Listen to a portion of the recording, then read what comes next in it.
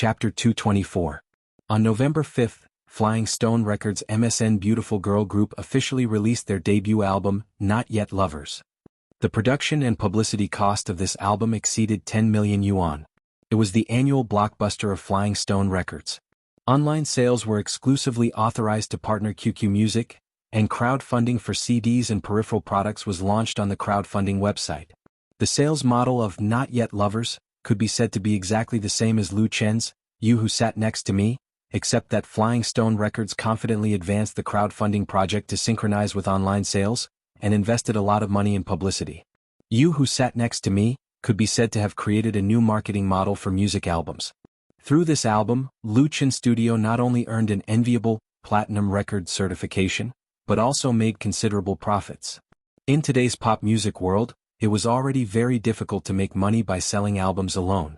The hot sales and big sales of You Who Sat Next to Me could be called an anomaly. It should be known that Lu Chen did not spend much money on publicity at all. The outside world estimated the profit of his album to be at least 3 million plus. This made people very jealous, and at the same time, it also made online crowdfunding a hot cake in the eyes of many entertainment agencies. After You Who Sat Next to Me, there were many albums and peripheral products that were pre-funded on the online crowdfunding website. Not Yet Lovers was not the second album to be pre-funded on the online crowdfunding website, but it showed a rainbow-like momentum at the beginning of the project. After the vigorous publicity of Flying Stone Records some time ago, the large-scale promotion of the MV of the title song, the three beautiful and moving young girls, and the heart-pounding song Not Yet Lovers, made the girl group quickly popular in China and gained a large number of fans in advance. So at 7:00 p.m. on the 5th, when the album Not Yet Lovers began to be sold on QQ Music, the number of purchases simply increased explosively, and the crazy momentum made people in the circle stunned. 1,000, 5,000, 10,000? It was past midnight, and the small conference room of Flying Stone Records was still brightly lit. More than a dozen of the company's middle and high-level personnel, including music director Lin Jijie, as well as the heads of the public relations department, brokerage department, marketing department and so on, gathered together. Mu Xiaochu, Su Jiejia and Ning Tian were also present. Everyone's eyes were fixed on the large projection screen hanging on the wall. When the time displayed on the computer jumped to 0, and the sales figure of QQ Music website was fixed at 31525, a long and warm applause broke out in the conference room.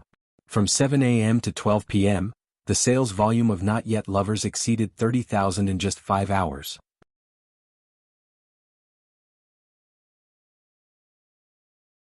Those who were qualified to rate and comment were all members who bought the album.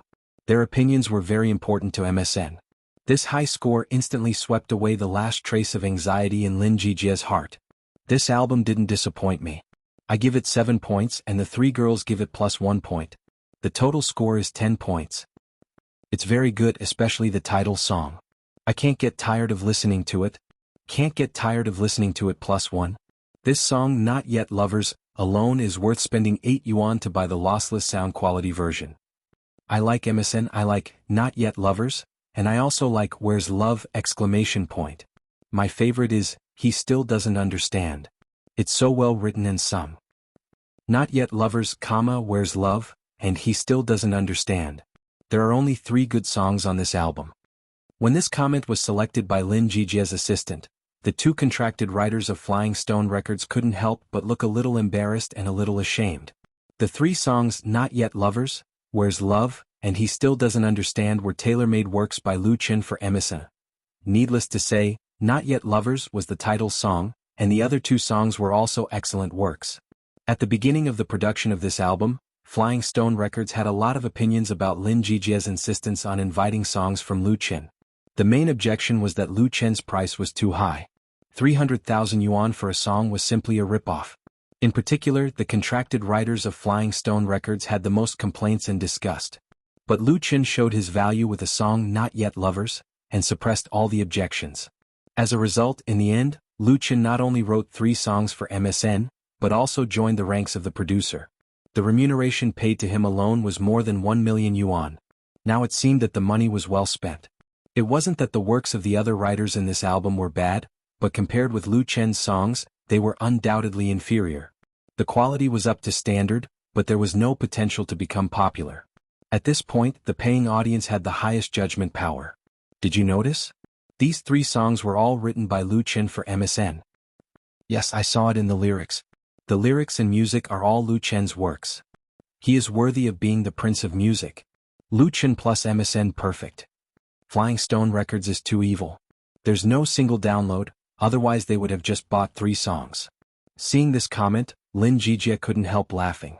And many company executives looked at Lin Jijia with admiration because it was Lin Jijia who decided to sell only the whole album and not the single retail.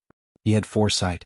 Selling a single retail could increase profits and make some members who were reluctant to spend more money by it, but the sales of a single would not be counted in the gold record certification. Each person had their own opinions on how to choose. Lin Jijia's decision undoubtedly ensured the sales of the whole album, and the reputation was so excellent. Platinum record had already fallen into the bag, and they could also compete for the best new album or best girl group of the year. For a newcomer group, such a starting point really couldn't be higher. At the same time of complacency, Lin Jijia also felt regret. Originally, he invited Lu Chen to come over in the evening, but unfortunately, Lu Chen was too busy with his work and politely declined. Another regret was that he didn't ask Lu Chen to write 2 more songs at the beginning. That would have been really perfect. It was not a problem for the 3 songs Not Yet Lovers, Where's Love, and He Still Doesn't Understand to be on the original music chart, but it was a little lacking in momentum. It would be nice to add 5 songs. However, Lin Jijia was quickly amused by his own idea. At that time he was under great pressure to invite Lu Chen to write 3 songs. 5 songs could not pass the company's approval in any case. But the former regret could be made up for. He couldn't wait to take out his mobile phone and was ready to dial the number that he was already familiar with. But after thinking about it, Lin Jijia called all 3 girls from MSN. He handed the mobile phone to Mu Xiaochu and said, "Xiaochu, you call Teacher Lu Chen now and report the results to Teacher Lu Chen first. Then the 3 of you have to thank Teacher Lu Chen." Mu Xiaochu didn't think too much. He happily took the mobile phone and skillfully typed in Lu Chen's mobile phone number. This was Lu Chen's private number and the call was filtered. Only his friends in his address book could get through. Su Jiejia and Ning Tian were not among them. Including MSN's agent, several senior officials of the company watched Mu Xiaochu, who was calling Lu Chen, and they all showed a knowing smile. Everyone knew that the relationship between Mu Xiaochu and Lu Chen was the best. With this relationship, would MSN's 2nd, 3rd, and more albums still be a problem in the future? Chapter 225. When he received a call from Mu Xiaochu, Lu Chen was still in the studio. The original live broadcast room has been remodeled and purchased new equipment to become his exclusive workroom. However, in the evening Lu Chen did not turn on the live broadcast, nor did he compose music. Instead he was writing. He was writing a script for a TV series.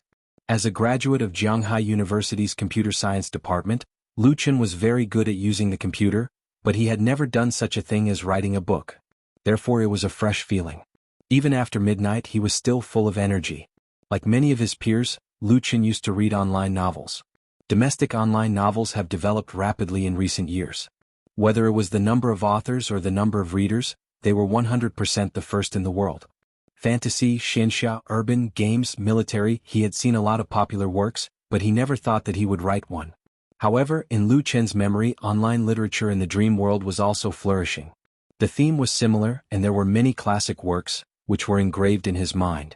They were as clear as engravings and every word and sentence would not be wrong. Interestingly, among the 3 life memories, Mo Ran had read the most online novels. Not Fang Mingyi, who was a freelance writer. If Lu Chen did not embark on the road of music and move these works in the dream world to online literature websites, it was estimated that he could also make a lot of money. Art is interlinked and so is online literature. The script he was writing now was not a ready-made novel, but with the help of the memory of the TV series he had already watched, he rewrote the plot of the story and carried out secondary processing and reorganization. As for the experience of writing the script, it came from Fang Mingyi. From yesterday to now, Lu Chen had written 5,000 words of the story outline, and 30,000 words of the first 2 episodes of the script. At the beginning, his speed was very slow, and he could only complete 1,000 words in an hour. However, after getting used to it, his speed increased and today he typed more than 20,000 words on the keyboard. At this speed, the script for a total of 20 episodes of the TV series would be completed within 10 days. He had just finished writing the 2nd episode when his cell phone rang. Lin Jijia? As soon as he saw the number displayed on the screen, Lu Chen immediately picked up the call. "Boss Lin, what are your orders?" After a period of cooperation, he now had a very good relationship with Director Lin of Flying Stone Records. They could make some harmless jokes with each other and could be regarded as friends. A shy female voice came through the phone. "Mr. Lu, I'm Little Chu. Have you rested?" "Mu Xiaochu?" Lu Chen was stunned for a moment before he immediately smiled and said, "You're still working? What's the matter?" Mu Xiaochu was obviously relieved and said, "I'm in the company. Director Lin and the others are all there. He asked me to tell you that our album is selling very well." "Thank you." Lu Chen remembered that tonight was the launch day of MSN's Not Yet Lovers album.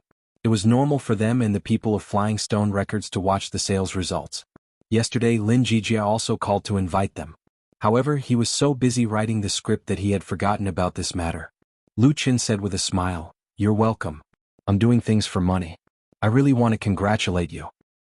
Not Yet Lovers was a big seller. With the strength of Flying Stone Records, MSN was bound to soar to the sky. This was the advantage of having an organization and a backer. Unlike Lu Chen, who had to work hard on his own to win opportunities, he wouldn't go to an audition and be easily brushed off.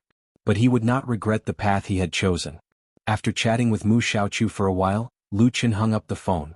He was very clear about the reason why Lin Jijia asked Mu Xiaochu to call him to report the good news, which was also a good thing for him. The better Not Yet Lovers sold, the higher the value of Lu Chen's work. In the past, his price for a song was 100 to 200,000 or even 300,000, which scared away many people. Everyone thought that he was just a newcomer, but he dared to offer a top price. It was simply an exorbitant price.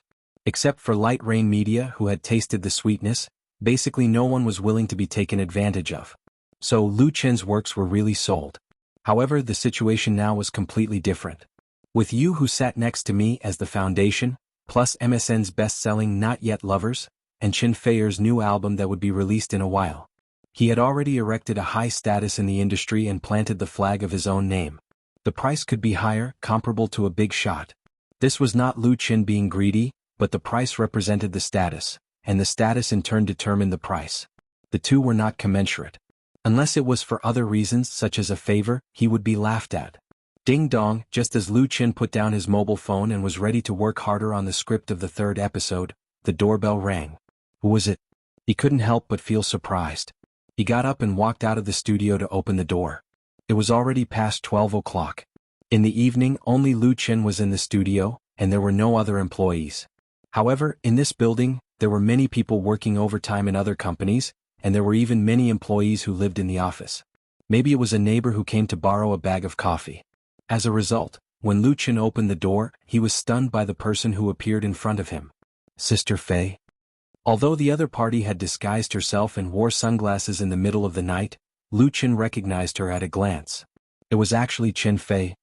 Chen Fei was still carrying a big bag in her hand. She took off her glasses with a smile and asked, "Am I not welcome?" "Welcome, warmly welcome." Lu Chen suddenly shivered and quickly said, "It's just that it's so late." What did she come to his studio for? Chen Fei shook the bag in her hand and said, "I know you're going to stay up late, so I brought you a midnight snack." Lu Chen's heart couldn't help but surge with warmth. From strangers to familiarity and then to closeness, the relationship between the two was getting closer and closer, and they usually kept in touch. The two had just chatted by QQ, so Chen Fei knew that he was working overtime alone in the studio. What Lu Chen didn't expect was that she actually brought the midnight snack in person. "I'm really touched," Chen Fei said with a smile. "Why are you silly? Won't you invite me in to sit?" "Come in." Lu Chen quickly took the bag in her hand, led her in and closed the door. Chen Fei followed Lu Chen to the workshop as if she didn't see anyone else. It was not the first time that Chen Fei came to Lu Chen's studio. She saw the document displayed on the computer screen at a glance, and her eyes lit up. "Are you still writing the script?" "Yes." Lu Chen put down the bag now, then moved a chair and asked her to sit down. "I just finished writing the second episode." Chen Fei asked, "Can you print it out for me to have a look?" Of course there was no problem. The studio was equipped with a laser printer. Lu Chen printed out the story outline and the scripts of the first 2 episodes and showed it to Chen Fei. Chen Fei took the hot printing paper and said, "Eat it quickly. It won't taste good when it's cold." Her eyes fell on the black and white words on the paper, and her eyes showed a curious look.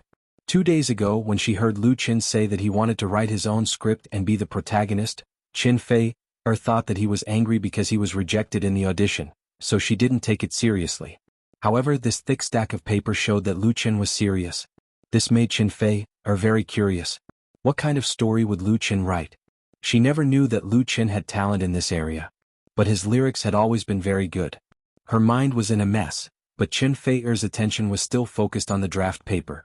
The first thing she saw was the title of the script. It was called Blue Love. This name is a bit special. When Qin Fei began to read the story outline, Lu Qin was eating the supper she sent. 2 McDonald's beef Big Macs, a large cup of strong coffee, and a box of fruit salad were enough for 2 ordinary people to share.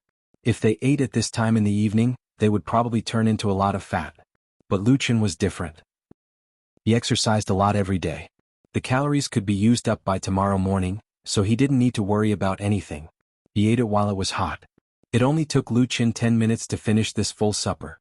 After that, he went to the bathroom and rinsed his mouth with mouthwash. When he returned to the room, he found that Qin Fei's expression was not right. Lu Qin asked in surprise, "Sister Fei, what's wrong?" Qin Fei's eyes were red. She shook the draft paper in her hand and said, "This story is very good." She had already read the outline and knew what the story was about. "I like it very much." Qin Fei stood up and stared at Lu Qin. She said seriously, "If we start shooting, I want to play Yin and Shi." Lu Qin smiled bitterly. Yin and Shi? Yin and Shi was the female lead and the male lead sister. Qin Fei said, "Why not? Do you think I'm too old to play this role?" Lu Qin immediately raised his hands and surrendered, "No problem. I can't ask for more." Regardless of age, Qin Fei's face was young enough. Coupled with appropriate makeup, there was no problem at all in playing this role. And if she could join this TV series, she could save tens of millions in publicity fees. Most importantly, she could act with Qin Fei. Lu Qin felt that if he didn't agree, he would be the biggest fool in the world. Hearing his agreement, Qin Fei showed an intoxicating smile. She said softly, "Close your eyes, this is?" Lu Qin obediently closed his eyes. In the next moment he smelled an orchid-like scent. Shortly after, his left cheek was touched by something soft and moist. Then he heard Qin Fei chuckle in his ear, "This is my reward for you." Lu Qin couldn't help but feel warm in his heart. He immediately opened his eyes, stretched out his arms, and hugged the beauty in front of him tightly in his arms. This was unbearable. Chapter 226. Lu Qin had never thought that one day he would be able to hold this goddess, who was loved by millions of people, in his arms. Qin Fei's figure was very good. She had long legs and a slender waist. She was as beautiful as jade. Hugging her was like hugging the whole world. It was extremely satisfying. Qin Fei didn't resist Lu Qin's bold act of molesting her. Instead, she leaned her face against the latter's broad chest. A sweet smile appeared on her lips, and her hands gently hugged his waist. The small workshop was shrouded in a faint and charming atmosphere. Everything was said without words. After a long time, Qin Fei suddenly raised her head and glared at Lu Qin. "Are you done hugging me?" Lu Qin chuckled and suddenly lowered his head to kiss her forehead. Qin Fei's pretty face flushed, and her slender jade-like fingers twisted Lu Qin's waist hard with a lot of strength. Lu Qin knew that this was the limit of what she could bear, so he reluctantly let go. After all, Qin Fei wasn't a teenage girl. She quickly recovered from her shyness. She flicked her disheveled hair and asked, "When will you be able to finish writing this script?" Lu Qin took her hand and sat down again. He said, "About 2 weeks. There were a total of 20 episodes of Autumn in My Heart. According to the average word count of 15,000 per episode, there were 300,000 words, which was equivalent to a novel. Subtracting the ones that had already been completed, the average speed of more than 20,000 words a day was undoubtedly amazing. But Lu Qin had the memory of the dream world, so it wasn't difficult for him to write the script. He just needed to make appropriate adjustments to the plot. After all, this was a Korean drama. Qin Fei was surprised. "That's too fast. By the way, why are all the characters in the show Korean names?" Although she was a diva in the music industry, she was no stranger to the film and television industry. She knew that writing a script was not an easy task. Lu Qin unexpectedly used more than 10 days to write a drama, and it was original content. Of course, Qin Fei was shocked. Also, there were the male and female leads and supporting roles in the drama, such as Yoon Jun-hee, Yoon Eun-hee, Han Tae-suk, Choi Shin-ae, and so on. Their names were all Korean style. Lu Chen smiled and said, "It's very simple. If this drama succeeds, I want to return to Korea." Return to Korea. Chen Fei-er's expression suddenly became a little strange. She didn't expect Lu Chen's ambition to be so big. Domestic fashion culture, pop music and TV dramas were greatly influenced by South Korea. For example, the popular Mary Sue dramas with handsome boys and beautiful girls were all influenced by South Korean dramas. In recent years, many popular Korean dramas have been imported into the country, and all of them have created very high ratings. The so-called retrograde trend was when domestic TV series went to Japan and Korea to compete for the market. The popular dramas that were successful in Japan and Korea were basically well-made historical dramas with huge investments, as well as dramas such as Shinxia dramas. There were a lot of youth idol dramas filmed in China, and there were also precedents of returning to Japan and Korea, but all of them failed in the ratings. The reason was very simple. These tricks were left behind by others. How could there be a market for them? Therefore, in Chen Fei's opinion, Lu Chen was really a little whimsical. Moreover, he wrote a very rare sadomasochistic drama. Nowadays, the most popular youth idol dramas were all happy comedies with a happy ending. Chen Fei liked this story very much. She had the accumulation and precipitation of life, and understood the power of tragedy. But the mainstream audience of youth idol dramas were young people with glass hearts. Seeing the main character being abused little by little, they might cry out that they couldn't take it anymore. For example, in popular online novels, there weren't many authors who wrote tragic stories. Those who wrote like that were so poor that they had to beg for food. Most of the people who liked sadomasochistic dramas were older housewives. They watched urban romance dramas such as Midlife Crisis, Mother-in-law and Daughter-in-law Conflict, Urban and Rural Conflict, and so on. As a youth idol drama, Autumn in My Heart was really too sadomasochistic. Chen Fei thought that this story was very good.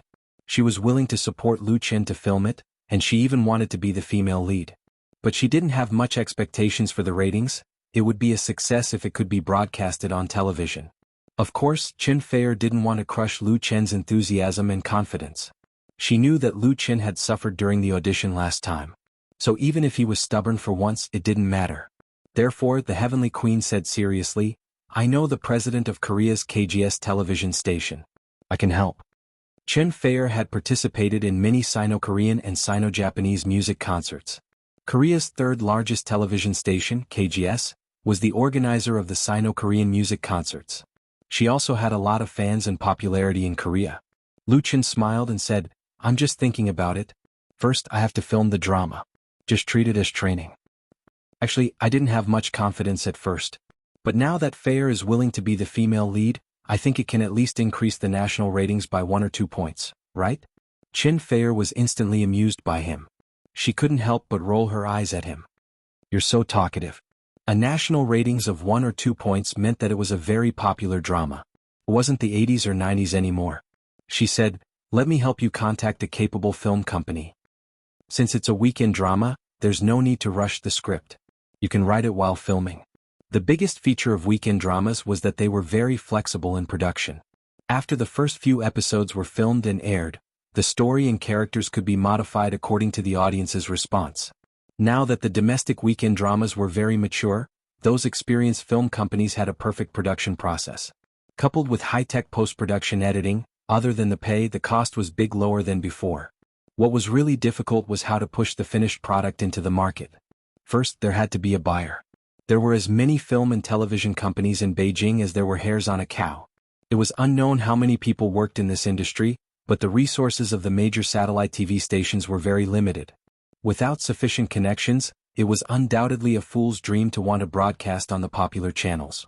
Even if it was a web drama, the big websites with high click rates were also very picky. Of course, with Chen Fei as the female lead, even if Autumn in My Heart was a sadistic drama, it would not fall to the point where no one cared about it. But the national ratings of 1 or 2 points were really unthinkable. Lu Chen held her hand and nodded. Although he didn't say thank you, his eyes were enough to explain everything. Without Chen Fei's help, it would really be very difficult for him to find a reliable partner. After all, he was only a singer, not a famous actor. He didn't have his own connections in the film and television industry. If he rushed in without understanding the rules, it was too easy to be led into the ditch and end up with a dirty face. Lu Chen was not afraid of difficulties, but he would not refuse Chen Fei's help, because he had the ability to repay the favor. Autumn in My Heart was the beginning of his entry into the film and television industry. Being stared at by Lu Chen's affectionate eyes, Chen Fei suddenly felt shy. She said softly, "Lu Chen, sing a song for me. I'll go back after listening to it." Lu Chen nodded and said, "Okay." Chen Fei's eyes were shining. "I want a new song, one I haven't heard before." She had known Lu Chen for a long time, but she always felt that Lu Chen was very mysterious. Lu Chen was like a huge treasure house and no one knew how much wealth was buried in it. It was this sense of mystery that attracted her, making her want to get close and explore the secret. Lu Chen nodded and said, "Okay." He took the guitar that was placed next to him and held it in his arms. Although it was not easy for him to perform well after a full meal, this song did not require too much skill. The name of this song is, he looked at Chen Fei and said, "Lu Chen sang a song for Chen Fei." Lu Chen sang a song for Chen Fei. Chen Fei could not help but laugh. She leaned over and put her elbow on the table. Her right hand supported her cheek, and her long black hair cascaded down inadvertently. Lu Chen was almost bewitched. Fortunately, he had a little resistance to this sister. He coughed and played the prelude. "I want to take you to fly everywhere, travel all over the world to see, no worries, no sorrow, free body and mind are happy. Forget the pain, forget the place, we set off together to wander, although there are no luxurious houses and beautiful clothes, my heart is full of hope. We want to fly to that faraway place and have a look, this world is not so desolate. We want to fly to that faraway place and have a look, this world is still bright." This song was called Zhang San's song in Lu Chen's memory. It had been covered by many famous singers in different styles, but the ordinary and simple tune had the same warm power to touch the deepest part of people's heart. Lu Chen sang this song for Chen Fei, singing the burning feelings in his heart. Simple accompaniment, soothing melody, no gorgeous performance, no deliberate skills, clean and pure. Chen Fei listened to it in a daze. Although she had not experienced the vicissitudes of life, she had seen the prosperity and noise of the world, but she never knew that in this chaotic world, there was such a simple and warm voice. This was the kind of voice that people could not help but stop, and make people yearn to travel freely like dandelions. Perhaps after many, many years she may not have held hands with Lu Chen at that time, but she would never forget this late night here, hearing such a song. The name of the song was, Lu Chen sang a song for Chen Fei. "I want to take you to fly everywhere, travel all over the world to see, no worries, no sorrow, free body and mind are happy. Forget the pain, forget the sorrow, we set off together to wander, although there are no luxurious houses and beautiful clothes, my heart is full of hope. We want to fly to that faraway place and have a look, this world is not so desolate. We want to fly to that faraway place and have a look, this world is still bright." Note, Zhang San's song lyricist, Zhang Zisher / composer, Li Shouchuan. Chapter 227. Chen Fei had been in the music industry for more than 10 years, and she was no longer a naive girl. As a singer, she was extremely talented, and her natural voice had conquered countless fans. In addition to having a unique voice that countless singers dreamed of, Chen Fei's appearance was also first class. She was born beautiful and had never had a knife cut on her face. She was regarded as the leader of the pop music industry. But as an artist she was luckier. Since her debut at the age of 15, Chen Fei's career as a star could be described as smooth. Although there were twists and turns, there was no danger. Now, not many people could shake her position in the music industry. It would undoubtedly be extremely difficult to move such a proud daughter of the heavens. First of all, Chen Fei was not short of money. There had been rumors in the circle that a certain rich man spent a lot of money to support her, but it turned out that it was completely malicious slander and rumors.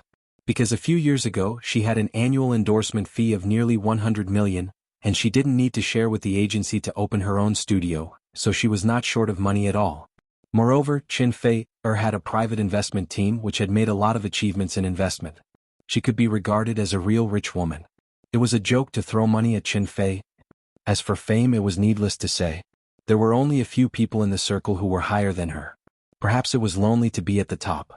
There had never been a man who could make Chen Fei really open her heart and accept him. Those so-called scandals were just hyped by others or the media. However, Lu Chen, with a song, knocked on the closed door of her heart, reminding her of the original innocent time. "I want to take you to fly around the world to see, no worries, no sadness, free body and mind, how cheerful. Forget the pain, forget that place, let's set out to wander together." The simple but sincere lyrics, under Lu Chen's playing and singing, resonated with her soul. There was also a trace of affection.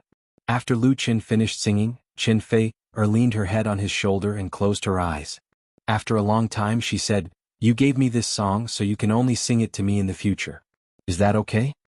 Lu Qin smiled and said, "As long as you like it." Qin Fei smiled sweetly and turned her head to kiss Lu Qin's cheek. "Thank you."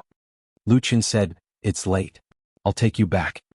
He was afraid that if he continued to be teased by this heavenly queen, he would not be able to control his bestial nature. At that time, it would be hard to say whether he would be a beast or worse than a beast. Qin Fei said angrily, "What? Do you really want to chase me away?" Lu Qin suddenly became angry. He opened his arms and hugged her. "Then stay here with me tonight." "Who's afraid of who?" Qin Fei giggled, shrank back and said, "Sister Zhang and the others are waiting for me downstairs. You should also go home." After frolicking, Lu Qin sent her downstairs. After watching Qin Fei get in the car and leave, he also returned to his residence. Tonight was undoubtedly wonderful for Lu Qin. His relationship with Qin Fei has undoubtedly taken a big step forward. And Qin Fei's efficiency was also extremely high. She quickly introduced a film and television production company to Lu Qin. This film and television production company was called Baolong Pictures. It was very famous in China. It had filmed excellent films and TV series such as The Winds of Beijing, 1,000 Miles in a Clear Sky, Great Shang, and so on, and made many artists popular. The one who contacted Lu Qin was Zhu Mingyi, the deputy manager of the film and television production department of Baolong Pictures. The place where the two met was in the Avant-Garde Café in Beijing's New Era Art Park. The New Era Art Park in Beijing gathered a large number of well-known domestic film and television, music, literature, and art production units. Big and small companies and studios were as many as thousands. It could be called a gathering place of humanities. The headquarters of Flying Stone Records was in the New Era Art Park, and so was Baolong Pictures. The Avant-Garde Café was the most popular place for artists in the art park. There were cheap but delicious coffee and snacks as well as free Wi-Fi, and you could sit for a whole day by ordering a cup of coffee. There was absolutely no waiter coming to drive people away. Because the atmosphere was excellent, many people in the park liked to discuss business with customers here. Zhu Mingyi was a middle-aged man with a lot of petty bourgeoisie feelings. He was in charge of the script at Baolong Pictures. Although his position was not high, his authority was not small. Under normal circumstances, even if Lu Qin had a little fame in the circle, it was not easy to hand over the script directly to him, because the pop music world and the film and television industry were two relatively independent circles. Zhu Mingyi didn't need to sell Lu Qin's account. Under normal circumstances, when the average author sent the script over, it was first reviewed by his editor. Only the manuscript that passed the preliminary review would be in his hands. To be able to invite Zhu Mingyi out, Qin Fei asked a friend to help him. Qin Fei had nothing to do with Baolong Pictures. He was purely interested in the latter's strength.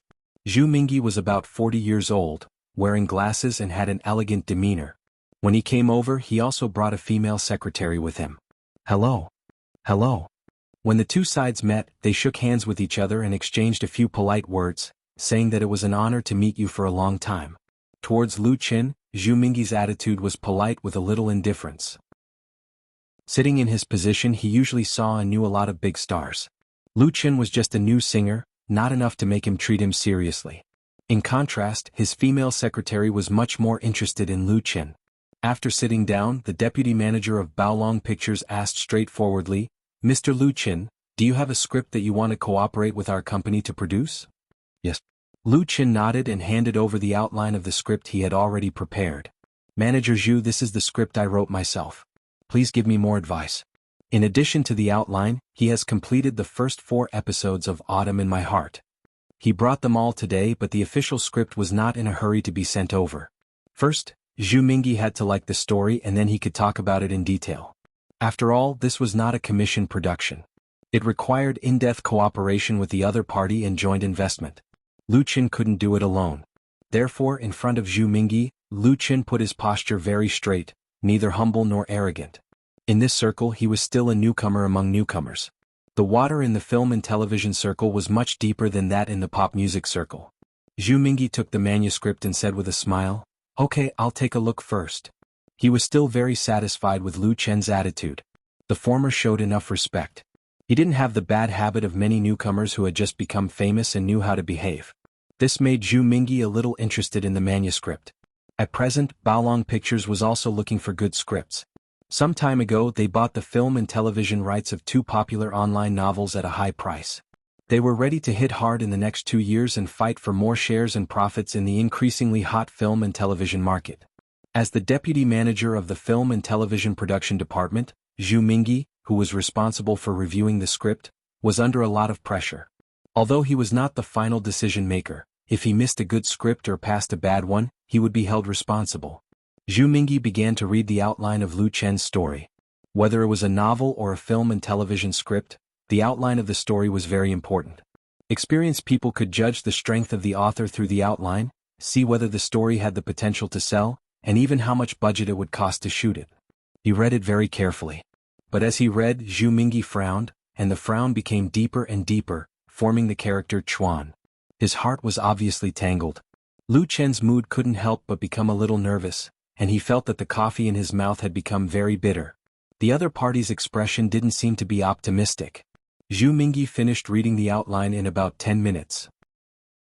He put down the manuscript and asked in a deep voice, "Mr. Lu Chen, how are you going to cooperate with our company for this TV series?" Lu Chen had already thought about this and replied without hesitation, "Manager Zhu, I hope that we can invest in a joint stock. If we can introduce a third party to invest, it's also fine. The specific terms of investment can be discussed in detail. As for the production, I will play the male lead myself, and the female lead and director are also suitable candidates. The other supporting roles can be recommended by your company or through public auditions." Zhu Mingyi listened to what he said at the beginning, but when he heard the latter part, his expression changed slightly. It was normal for a joint venture to share risks and profits. After all, Lu Chen was not an ordinary screenwriter. Coupled with his personal relationship, it didn't matter if he got involved. But he not only wanted to play the male lead but also the director and the female lead. What did he think Baolong Pictures was? Was it an amateur team? Zhu Mingyi was secretly resentful, and his previous good impression of Lu Chen suddenly disappeared. He really didn't know the immensity of heaven and earth. Of course, Zhu Mingyi was very shrewd. Even if he was unhappy in his stomach, he wouldn't get angry directly. He thought for a moment and said politely, "Mr. Lu Chen, you were recommended by Sister Li. We are all friends, so I will be frank and honest. I hope you don't mind." Lu Chen smiled and said, "Please say it. I can accept any opinion." "That's good." Zhu Mingyi smiled and said, "In fact, the story content of the play you wrote is okay, but the plot, especially the ending, is not in line with the trend. The audience won't like it, so it must be changed. In addition, we have our own considerations for the director and the male and female leads. We can't make unilateral decisions. Moreover, in terms of investment, the proportion of our company's capital contribution will not be very high. I hope you can find a third party." And Lu Chen listened with a smile on his face, but he sighed secretly in his heart. Baolong Pictures was definitely out of the question. Chapter 228. Lu Chen was very young and he hadn't been in society for a long time. But he had 3 rich life memories, and his mind and vision were far higher than that of his peers. Therefore, Lu Chen could easily see the deep disdain and impatience in Zhu Mingyi's eyes. Obviously, the other party didn't really have the idea of cooperation, so he put forward various conditions to make him retreat. Unless Lu Chen could agree to all of them. But how was that possible? Zhu Mingyi's request was that Baolong Pictures would take full control of the production. The director and the main actors would be determined by them, and most of the funds would be solved by Lu Chen. He didn't want to take any risks. Lu Chen was not a fool. Not to mention anything else, he would not agree to changing the ending of the story. In fact, there was no talk at all. It was normal for such a situation to occur. Although he had a personal relationship, it was still Lu Chen who took the initiative to go to the door. Baolong Pictures was not an ordinary film and television production company. The so-called big shop bullying customers was nothing more than this. If Chen Fei came forward in person, it would have been much better. Unfortunately, she also asked a friend for help. It was obviously not enough to rely on Lu Chen alone. If he was an ordinary screenwriter and wanted to write a script to Baolong Pictures, he wouldn't even be able to see Zhu Mingyi's face, let alone talk about investment, director, and actors. The entertainment industry, including the film and television industry, was also strictly hierarchical, and the status determined the level. In this circle he had no status at all. How could he make Zhu Mingyi treat him seriously? Lu Chen didn't feel angry or annoyed because of this. After all, his own requirements were also very high. It would be abnormal if the other party had no opinion. It was nothing more than asking for a sky-high price. But now there was no room for negotiation. Lu Qin patiently listened to Zhu Mingyi's opinion, then pondered for a moment and said, "Manager Zhu, it seems that there is a big difference between us. Thank you very much for taking the time to see me." "Thank you." Business could not be done, but benevolence and righteousness existed. Even if there was a disagreement, there was no need to make a scene. Be polite and maintain a respectful attitude. Then the next time they met, everyone could still talk. Many rookies didn't understand this point and only realized it when they were badly battered. Lu Qin would never make such a mistake. What kind of person was Zhu Mingyi? He understood as soon as he heard it. On the contrary, he had a good impression of Lu Qin. He said with a smile, "You're welcome. Sister Li from Rainbow knows the boss of our company. If you have other good scripts in the future, come to me directly." The Sister Li that Zhu Mingyi mentioned was the general manager of Beijing's Rainbow Brokerage Company. She was friends with Chen Fei. Chen Feier had introduced Lu Qin to Baolong Pictures through Sister Li. Therefore Baolong Pictures sent Zhu Mingyi over. But this favor was not important enough to make Zhu Mingyi put aside the issue of principle to accommodate Lu Qin. He didn't know that Chen Feier was the one pulling the strings. Fortunately, Lu Qin was very sensible. This way both sides could step down with dignity. "Thank you." Lu Qin stood up and reached out to shake hands with Zhu Mingyi. "I hope there will be a chance to cooperate next time." Zhu Mingyi said with a smile, "You're welcome. Goodbye." The two sides said goodbye. Zhu Mingyi left with his secretary, while Lu Qin continued to stay. He wanted to call Chen Feier, but he didn't press the name in his mobile phone's address book. Lu Qin instinctively didn't want to trouble Chen Feier anymore. Or perhaps it was the pride of a man, but he didn't want to complicate the relationship between the two. He swiped through the address book to find Qin Jinhao's number and wanted to ask if Boss Chen was familiar with any film and television companies. "Hello, Mr. Lu Qin." Just as Lu Qin found Qin Jinhao's cell phone number, a greeting suddenly came from the side. It was very strange. Lu Qin couldn't help turning his head and saw a thin middle-aged man appear at his side with a smile on his face. This middle-aged man looked like he was in his 40s. He had dark skin and an unprepossessing appearance. He had small eyes, a flat nose and a little buck teeth. When he smiled, he gave people a feeling of joy, but his eyes showed shrewdness. "May I ask who you are?" Lu Qin was stunned. He didn't know the other party at all. The middle-aged man stepped forward and extended his hands to him. "Hello, I'm Lu Yi, the business manager of Chinda Brothers Pictures. Can we have a chat?" Lu Qin quickly stood up and shook hands with the other party. "Hello, Manager Lu, please sit down." The name of Chinda Brothers Pictures was also very strange to him. There were too many film and television production companies and studios in Beijing. Especially in the last 10 years, the entertainment industry has exploded. Entertainment agencies and film and television production companies seem to have sprung up like mushrooms after a rain, fiercely competing for a bigger and bigger market cake. What Lu Qin was curious about was why this person from Chinda Brothers Pictures took the initiative to find him. Lu Yi directly revealed the mystery. "I'm really sorry. I was sitting here just now and heard a lot of your conversation with manager Zhu Mingyi. I want to ask if I can see your script?" Seeing that Lu Qin still had doubts, he said with a smile, "Look at me in a hurry? Let me introduce myself first." Of course, what Lu Yi introduced was not his own identity. As mentioned earlier, what he explained to Lu Qin was the Chinda Brothers Pictures Company where he worked. Chinda Brothers Pictures Company was established in 2010.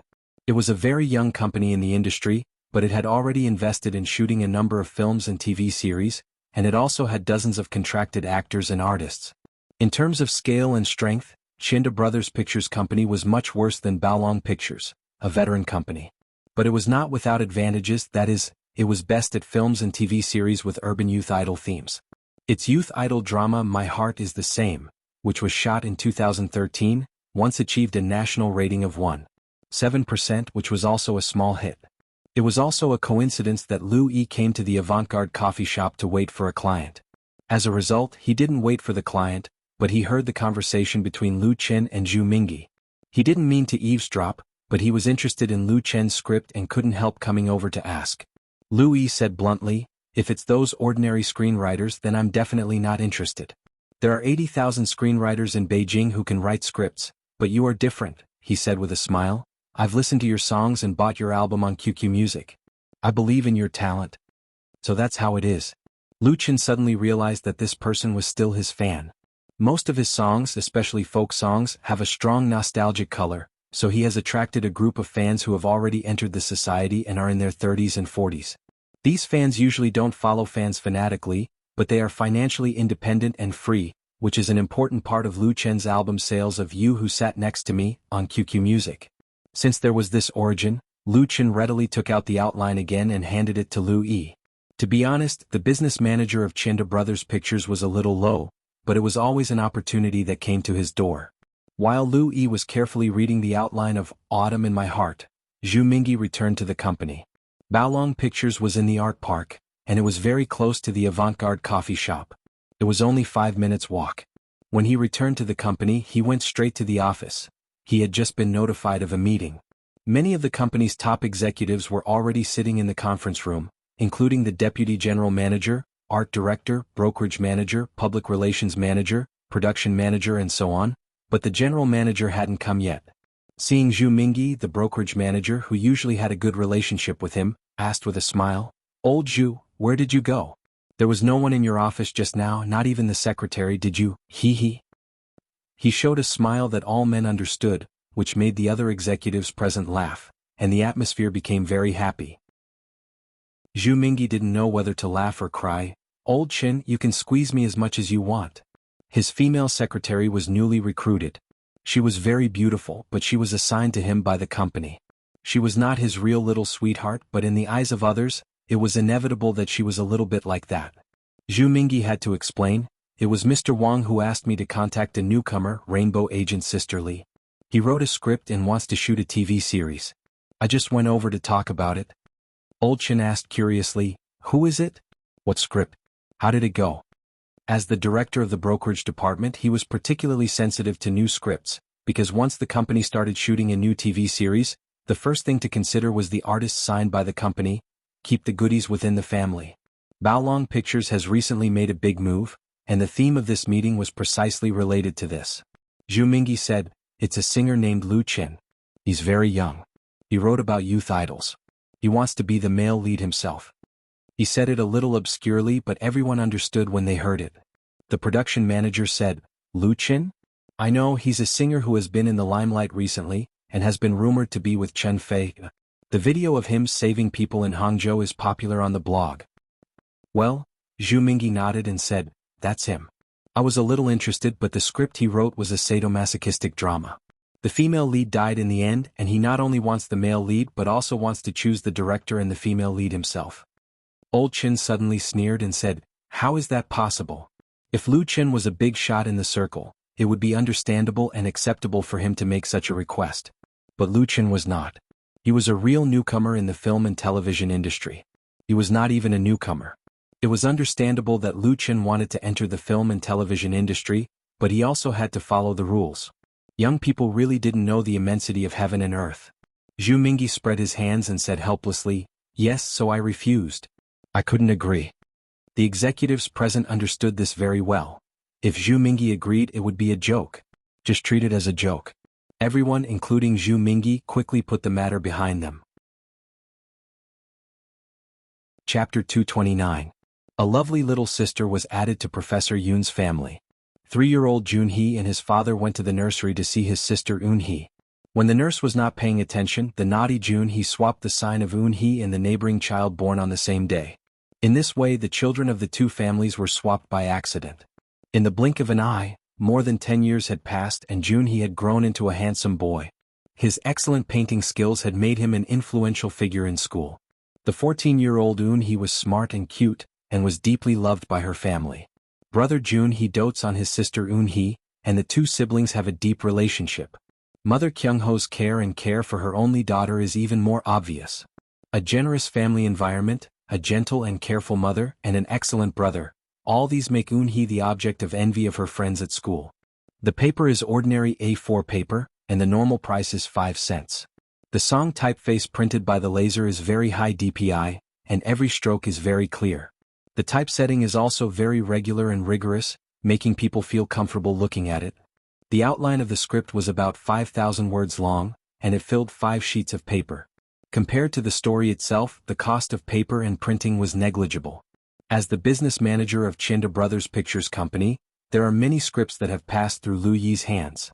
He deeply understands the value of a good script.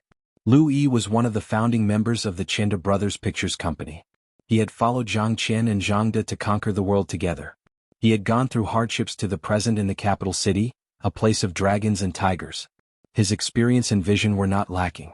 The name of the script given to him by Lu Qin is Autumn in My Heart. From the name, one can tell that it is an urban romance drama. Since Lu Qin is going to play the male lead, he must take the route of a youth idol. The beginning of the story is very interesting. The two girls were swapped at birth, and their fate will inevitably arouse the strong interest of the audience. As a business manager, Liu Yi naturally knows the company's business like the palm of his hand. Out of the needs of his work, he has seen at least thousands of movies and TV plays, and he has no impression that the same plot has been filmed. As a weekend play, the beginning has an attractive selling point. At present, the domestic film and television industry was developing rapidly, and the fever of IP was not subsiding. The great prosperity of the market also brought many problems, such as repetitive themes, imitation, plagiarism, and so on. If a TV series was a hit, imitators would definitely flock to it until a similar story pattern was completely ruined. The country's intellectual property laws did not have strict regulations on imitators, and there was no way to restrict them. They could only let the market mediate itself. Therefore, with a good story idea, it was equivalent to winning half the battle. Liu Yi was quite optimistic about Lu Chen's story. But as he continued to read, he soon understood why Zhu Mingyi was not interested in the script. What a sadistic love. Such a style could be said to go against the trend and challenge the audience's taste. Generally speaking, if the quality of this kind of countercurrent work was guaranteed, it would either be a huge hit or a huge failure. The probability of the latter was much higher than the former. It wasn't that there weren't any film companies and directors who courted death, but they basically failed miserably. After so many years of development, the positioning of the TV series market was already very clear. The current youth idol dramas took the route of comedy, farce, and thunder. If you want to shoot a sadistic love story, then shoot a middle-aged drama. If you want to cross the line, you must have the awareness of failure and losing everything. After reading the outline seriously, Liu Yi felt a toothache. The risk was too great. Shooting this show was like gambling. If he won the gamble, he could make a lot of money. If he lost the gamble. The reason why Liu Yi didn't give up immediately was that, first of all, this was a weekend show and the cost was easy to control. The method of shooting and broadcasting at the same time would not result in a situation where no one would care about it after shooting dozens of episodes. It was like writing an online novel. If the subscription was too low, it could be finished in advance. Of course, it definitely couldn't be left unfinished. In addition, the male lead Lu Qin was still very selling. Manager Lu's entanglement, Lu Qin clearly saw it and said with a wry smile, "I know this theme is not easy to shoot." He also regretted that he didn't have a deep understanding of the domestic film and TV market before writing the script. If he had known that such a situation would happen, it would have been better to write you from the start. The production cost might be much higher, but at least it would be easy to find collaborators. However, the thought of regret only flashed in Lu Chen's mind. If no one was willing to invest in it, it was not a big deal for him to fully invest himself. Of course, this approach would lead to a big increase in cost and risk, and it was the last choice as a last resort. Liu Yi said with a smile, "The theme is a bit different and the story is really good. I think girls should like it." After a pause he asked, "Mr. Lu Qin, if our company cooperates with you, what requirements do you have?" Liu Yi had just heard some of the dialogue between Lu Qin and Zhu Mingyi, but he didn't hear it very clearly. Lu Qin thought about it and replied, "The requirement is joint investment. I can convert the script and remuneration into shares, and I don't ask for extra payment. In addition, the female lead has been determined, and I hope to recommend a director. Of course, the choice of director can be discussed again." It was the most common way to invest in films and TV series with multiple parties. Of course, Liu Yi would not have any objection, and Lu Qin converting the script and remuneration into investment was also beneficial to the film and television production company, reducing the investment risk. It was just that Lu Qin not only wanted the male lead, but also the female lead and the director. He couldn't help frowning like Zhu Mingyi and asked, "Mr. Lu Qin, which director do you want to recommend?" Lu Qin said frankly, "Do you know director Fang Hui? I want to recommend her." Fang Hui was a well-known director in China. She was famous in the circle for shooting films and dramas that expressed women's delicate emotions. She had also shot many music videos and had extremely rich experience. Compared with the real big stars, she didn't have big sales and popular works, but her reputation had always been very good. The last time Lu Qin and MSN shot the music video of Not Yet Lovers, the director was Fang Hui. The final effect of this music video was excellent, and it was played by Flying Stone Records in major media. Therefore the album sold so well on QQ Music. At present, the crowdfunding for the CD and peripherals was also in full swing.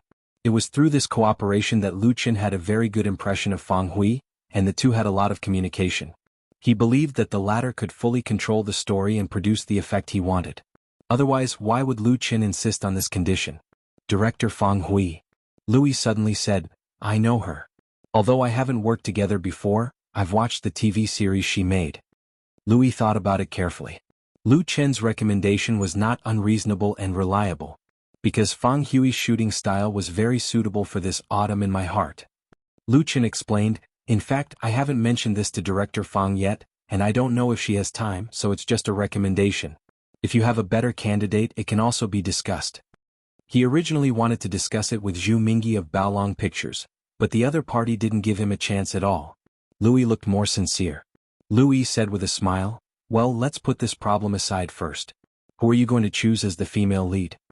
There was a rule in the film and television circle, that was, the investment was the biggest, and the one who paid the most money was the master. Whoever paid the most money was the master and would inevitably have the greatest right to speak. Lu Qin wanted both the male lead and the female lead. First of all, he had to invest. Otherwise, who would pay attention to the script alone? Louis was very curious about the choice of the female lead. Who was Lu Qin trying to support? He had finished reading the outline. The female lead in the play was undoubtedly the most brilliant and core character. An artist like Lu Qin, who became famous at a young age, also had money. If he wanted to please a girl, what could be more romantic and touching than letting her be the female lead in a TV series? Lu Qin hesitated for a moment and said, it's Chen Fei. Chen Fei? Louis subconsciously read the name. The next moment, he suddenly opened his eyes wide, and his face showed a look of disbelief. Which Chen Fei is it? Lu Qin smiled and said, the one you can think of. Louis was directly stunned. He was also a shrewd person and rarely lost his composure like this. The news revealed by Lu Qin was really too shocking. Who was Chen Fei? She was a big star in the circle with tens of millions of fans, the heavenly queen of the music industry who had debuted for more than 10 years. But Louis quickly came to his senses and was so happy that his face turned into a chrysanthemum. If he had only 2 or 3 points of confidence in this TV series before, then now it had soared to 7 or 8 points. A TV series or a movie, whether or not there was a big star in it, was a completely different thing. Although Chen Fei was not an actor, she had also made cameo appearances in several blockbusters. If what Lu Qin said was true, then this show would be Chen Fei's first time as the female lead. There would be a gimmick for hype. At least there would be no problem in selling it. It was nothing more than a matter of price. With the addition of Chen Fei, the biggest problem of Autumn in My Heart was weakened. As long as her fans could watch it, the ratings would be basically guaranteed. She was equivalent to a heavyweight, enough to be the key to victory. If Chienda Brothers Pictures could take over the production of this show, there would be too many benefits. Even if they lost money, it was not impossible to consider. How could Zhu Mingyi of Baolong Pictures miss this opportunity? The only answer could only be that the other party didn't talk to Lu Qin about this issue and gave up. Then Chienda Brothers must not miss it. He really wanted to laugh and was undoubtedly glad that he had enough patience and sincerity. Louis restrained his inner excitement and couldn't wait to say, Mr. Lu Qin, on behalf of Chienda Brothers Pictures, I hope to have a formal discussion with you about the cooperation of Autumn in My Heart! Lu Qin pondered for a moment and nodded, okay. He found that he really underestimated the influence of Chen Fei. If he had said it when talking to Baolong Pictures, it was estimated that Zhu Mingyi's attitude would have been different. Of course, Lu Qin was just thinking about it. Chienda Brothers Pictures might be a good choice. Chapter 230. Chienda Brothers Pictures? That night, when Lu Qin returned home, he called Chen Fei and told him what had happened today. Autumn in My Heart was first declined by Zhu Mingyi of Baolong Pictures, and then the people of Chienda Brothers Pictures took the initiative to come to him. The twists and turns were similar to the story of a novel, so he naturally had to talk to the heroine.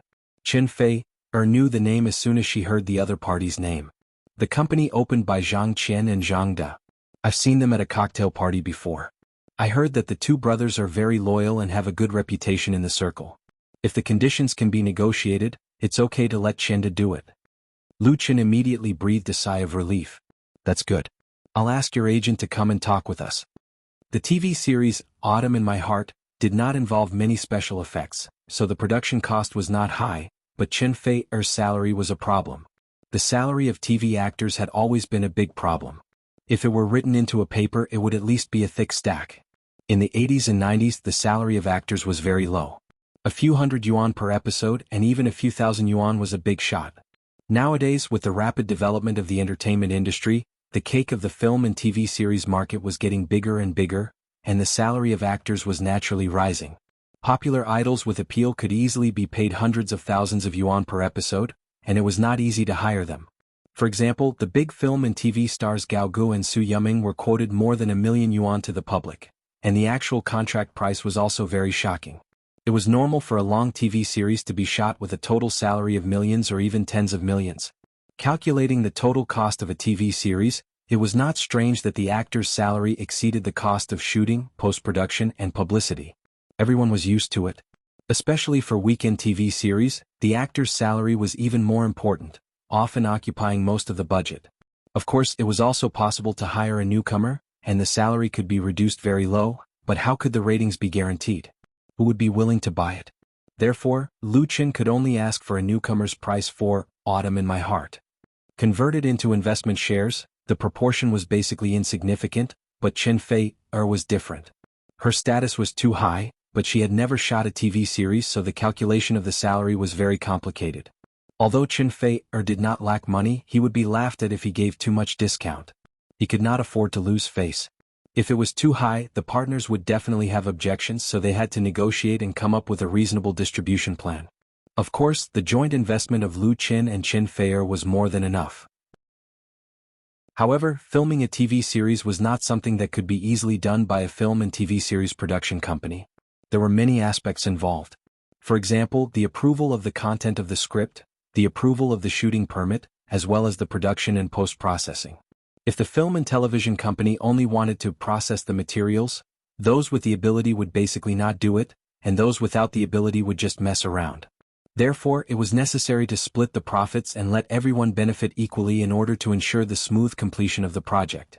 Otherwise, even if a film company accepted Lu Chen's work, even if they signed a contract, they could play some tricks during the filming process and increase the budget. In the end, the gains would not make up for the losses. Nowadays, most of the movies and TV series had attracted investments from many parties, sharing risks and profits, and had long established a very mature process system.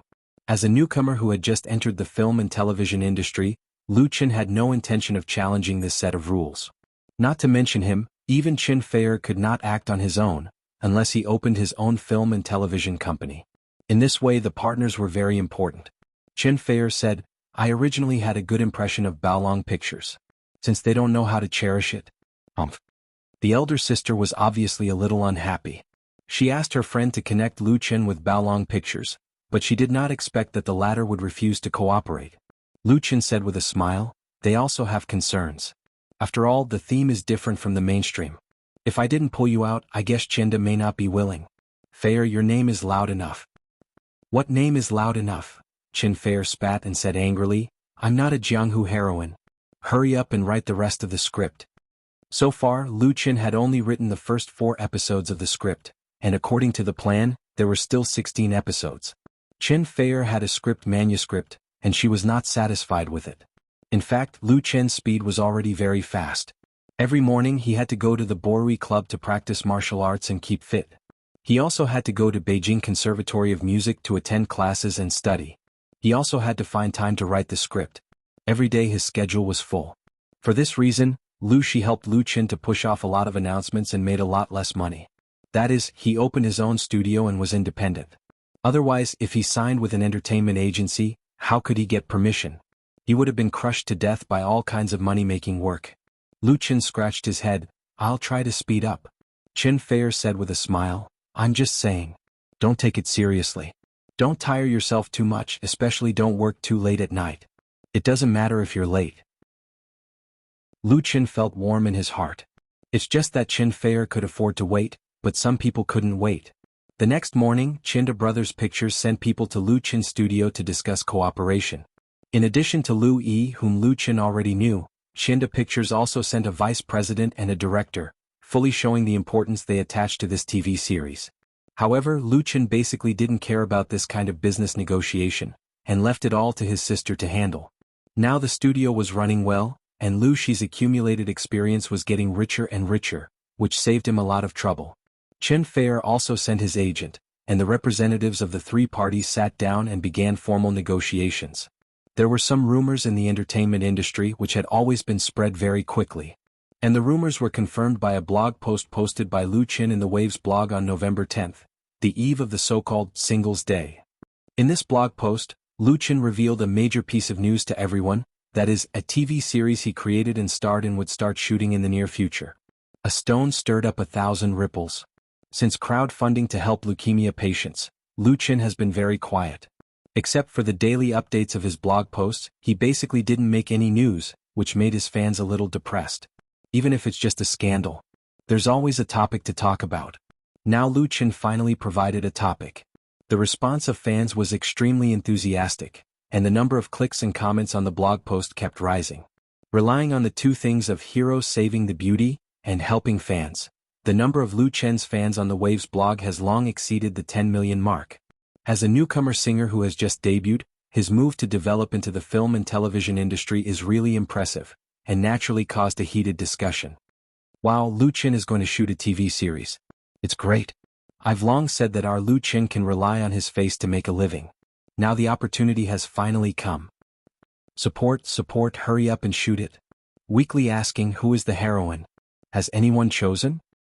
Compared to the heroine, I'm more concerned about the script written by Lu Qin himself. Can you give me a spoiler? I have a hunch that this is a tragedy of dog abuse. Tomorrow is Singles Day. I wish everyone a happy holiday in advance. I'm also asking who the heroine is. On the evening of November 11th, Lu Qin updated his blog again and answered the few questions that his fans were most concerned about. First of all, the TV series he created is an urban romance theme, a youth idol genre. Second, the name of the TV series is Autumn in My Heart. Starting tomorrow, the blog will continue to update part of the story in the form of a novel. In the future, after the filming is over, the official book will be released. Finally, the heroine of Autumn in My Heart is confirmed to be Qin Fei. If the news of Lu Qin shooting a TV series was said to have caused a heated discussion, then this spoiler blog post has undoubtedly caused a great sensation both inside and outside the industry. The reason is very simple: the music queen Qin Fei will make her first appearance in a TV series as the heroine. There is no doubt about the authenticity of the news, because Lu Qin Fei at the end of the blog post. The latter replied after only 10 minutes, "I'm looking forward to it," plus a smiley face emoji.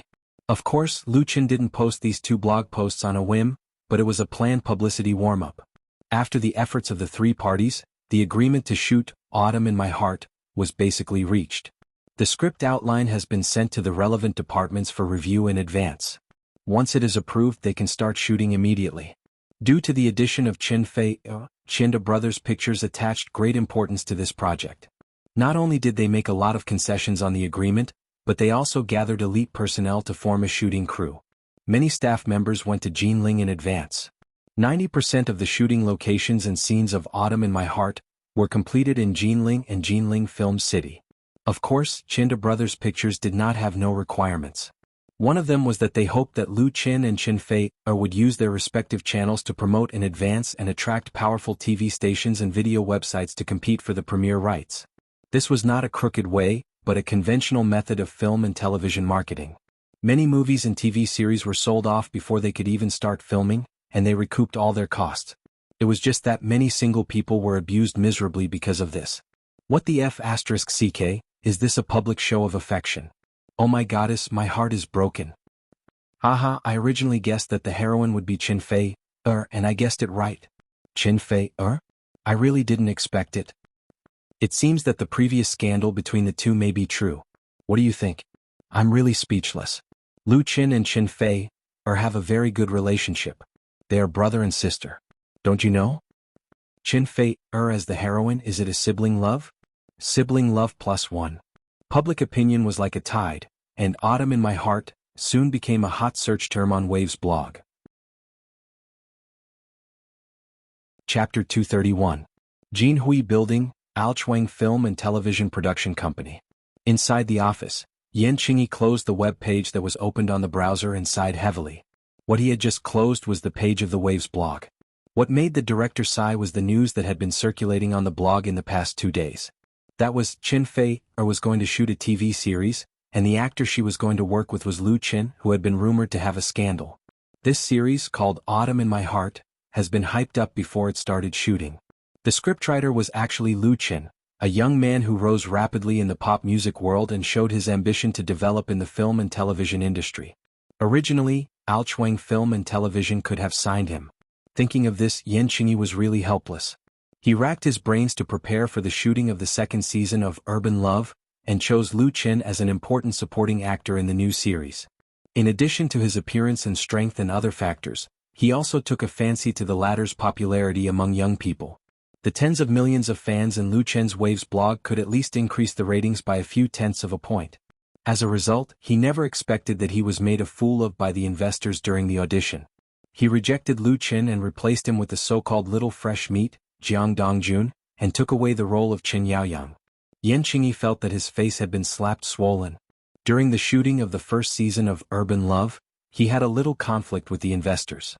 He thought that this kind of work disagreement would not affect the cooperation between the two sides, but it turned out that he was still naive. For Jiang Dongjun, to be honest, Yan Qingyi really disdained him. Apart from a feminine face, he had no acting skills and no strength. How could he play a handsome, brave and extraordinary policeman like Chen Yaoyang?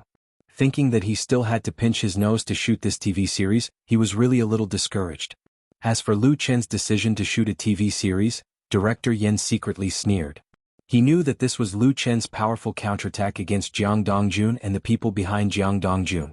Although Yan Qingyi was not young, his attention to the internet was no less than that of young people. He knew clearly that Jiang Dongjun and his agency had stepped on Lu Qin in different media to hype up. The entertainment industry was just that sinister. Lu Qin had always ignored this and maintained his silence, not giving them any more opportunities to hype up. But his silence was obviously not because he was swallowing the insult and retreating, but because he was retracting his fist first. Then it was a heavy blow. This punch was very beautiful. It directly pulled out a big shot like Qin Fei. The publicity effect was 100 times better than Jiang Dongjun's little tricks. It was a slap in the face. What are you pretending to be? I'm too lazy to play with you. If you want to play, let's play it big. Yan Qingyi silently filled in the lines for Lu Qin. He could even guess that this Autumn in My Heart would probably compete head-on with the second season of Urban Love in the ratings. At that time there would really be a good show to watch. As the director of Urban Love, Yan Qingyi was somewhat gloating. Although he has not seen the script yet, his intuition tells the director that with Chen Fei's participation, Autumn in My Heart is likely to be a hit and sell well, and Urban Love will be completely destroyed. Unless Urban Love staggered the time and did not collide with the other party. But is that possible? Yan Qingyi shook his head. Alchuang Film and Television and the investors have already finished their preparations, and the publicity has also begun. There is no reason to postpone it. Yan Qingyi suddenly had the idea of giving up on continuing to direct. He didn't want to be a scapegoat.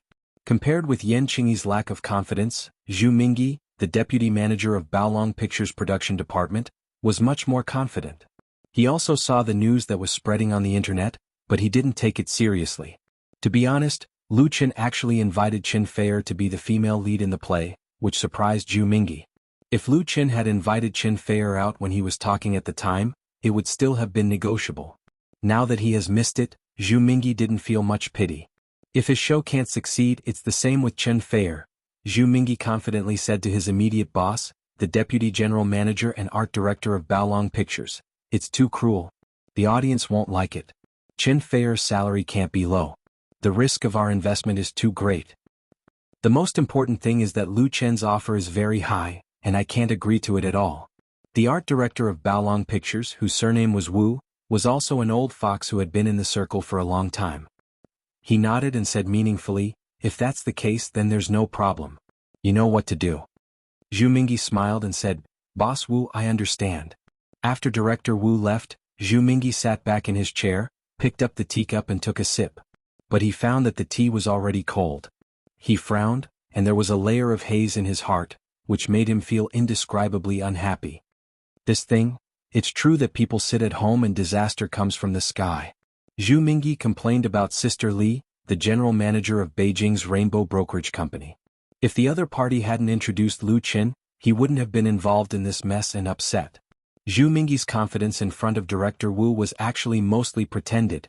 Chen Feier's card was too unexpected. He suddenly regretted his attitude towards Lu Qin at that time. He really didn't pay enough attention to him. At the same time, in the Blue Court Cafe on the top floor of the Jinghua Hotel adjacent to the Blue Sky Entrepreneurial Park, Sister Li, who Zhu Mingyi was complaining about, was sitting with Chen Feier and Lu Qin. Sister Li's full name was Li Jinjin. It was said that when she was a teenager, she came to Beijing from the inland countryside to make a living after graduating from junior high school.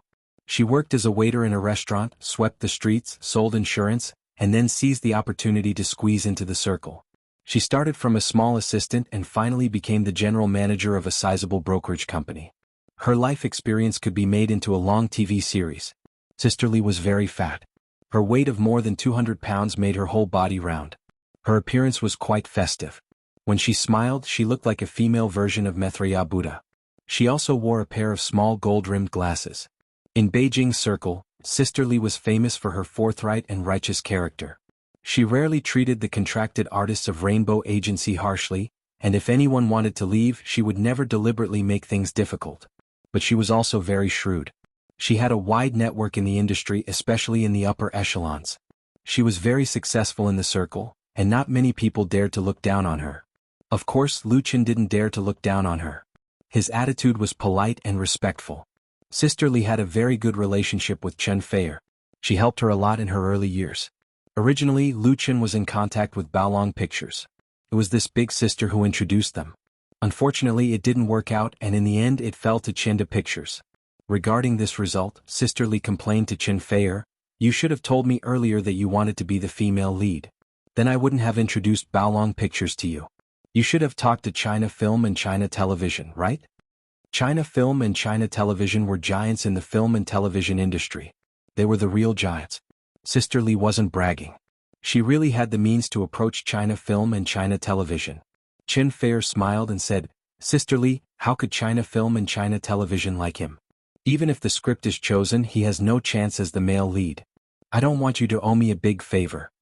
In the eyes of China Film and China Television, there was indeed no small figure like Lu Qin. Chen Feier was barely qualified. It was impossible for Lu Qin to raise conditions with these two giants. That would be meaningless. Good cooperation required equal qualifications. It was better to be a chicken's mouth than a cow's tail. Chen Feier, of course, understood the principle. Sister Li said with a smile, "You are so considerate of him. Are you two really in a relationship?" Chen Feier suddenly blushed. "Sister Li, we are just friends." Sister Li smiled and shook her head. She said to Lu Qin, "Xiao Lu Feier is so good to you. Don't let her down." What kind of person was she? How could she not see the ambiguous relationship between the two? Lu Qin could only smile bitterly. It wasn't good for him to agree, but it was also wrong not to agree. He didn't know how to answer. Fortunately, Sister Li didn't continue to pursue the matter. She said the purpose of meeting with Lu Qin this time. "Xiao Lu, I have read the script of Romance in My Life. I want to roll. Is that okay?" Lu Qin said without hesitation, "No problem." He didn't ask which role. Previously, when Chen Feier called him and said that Sister Li wanted to meet him, she told him a lot of things.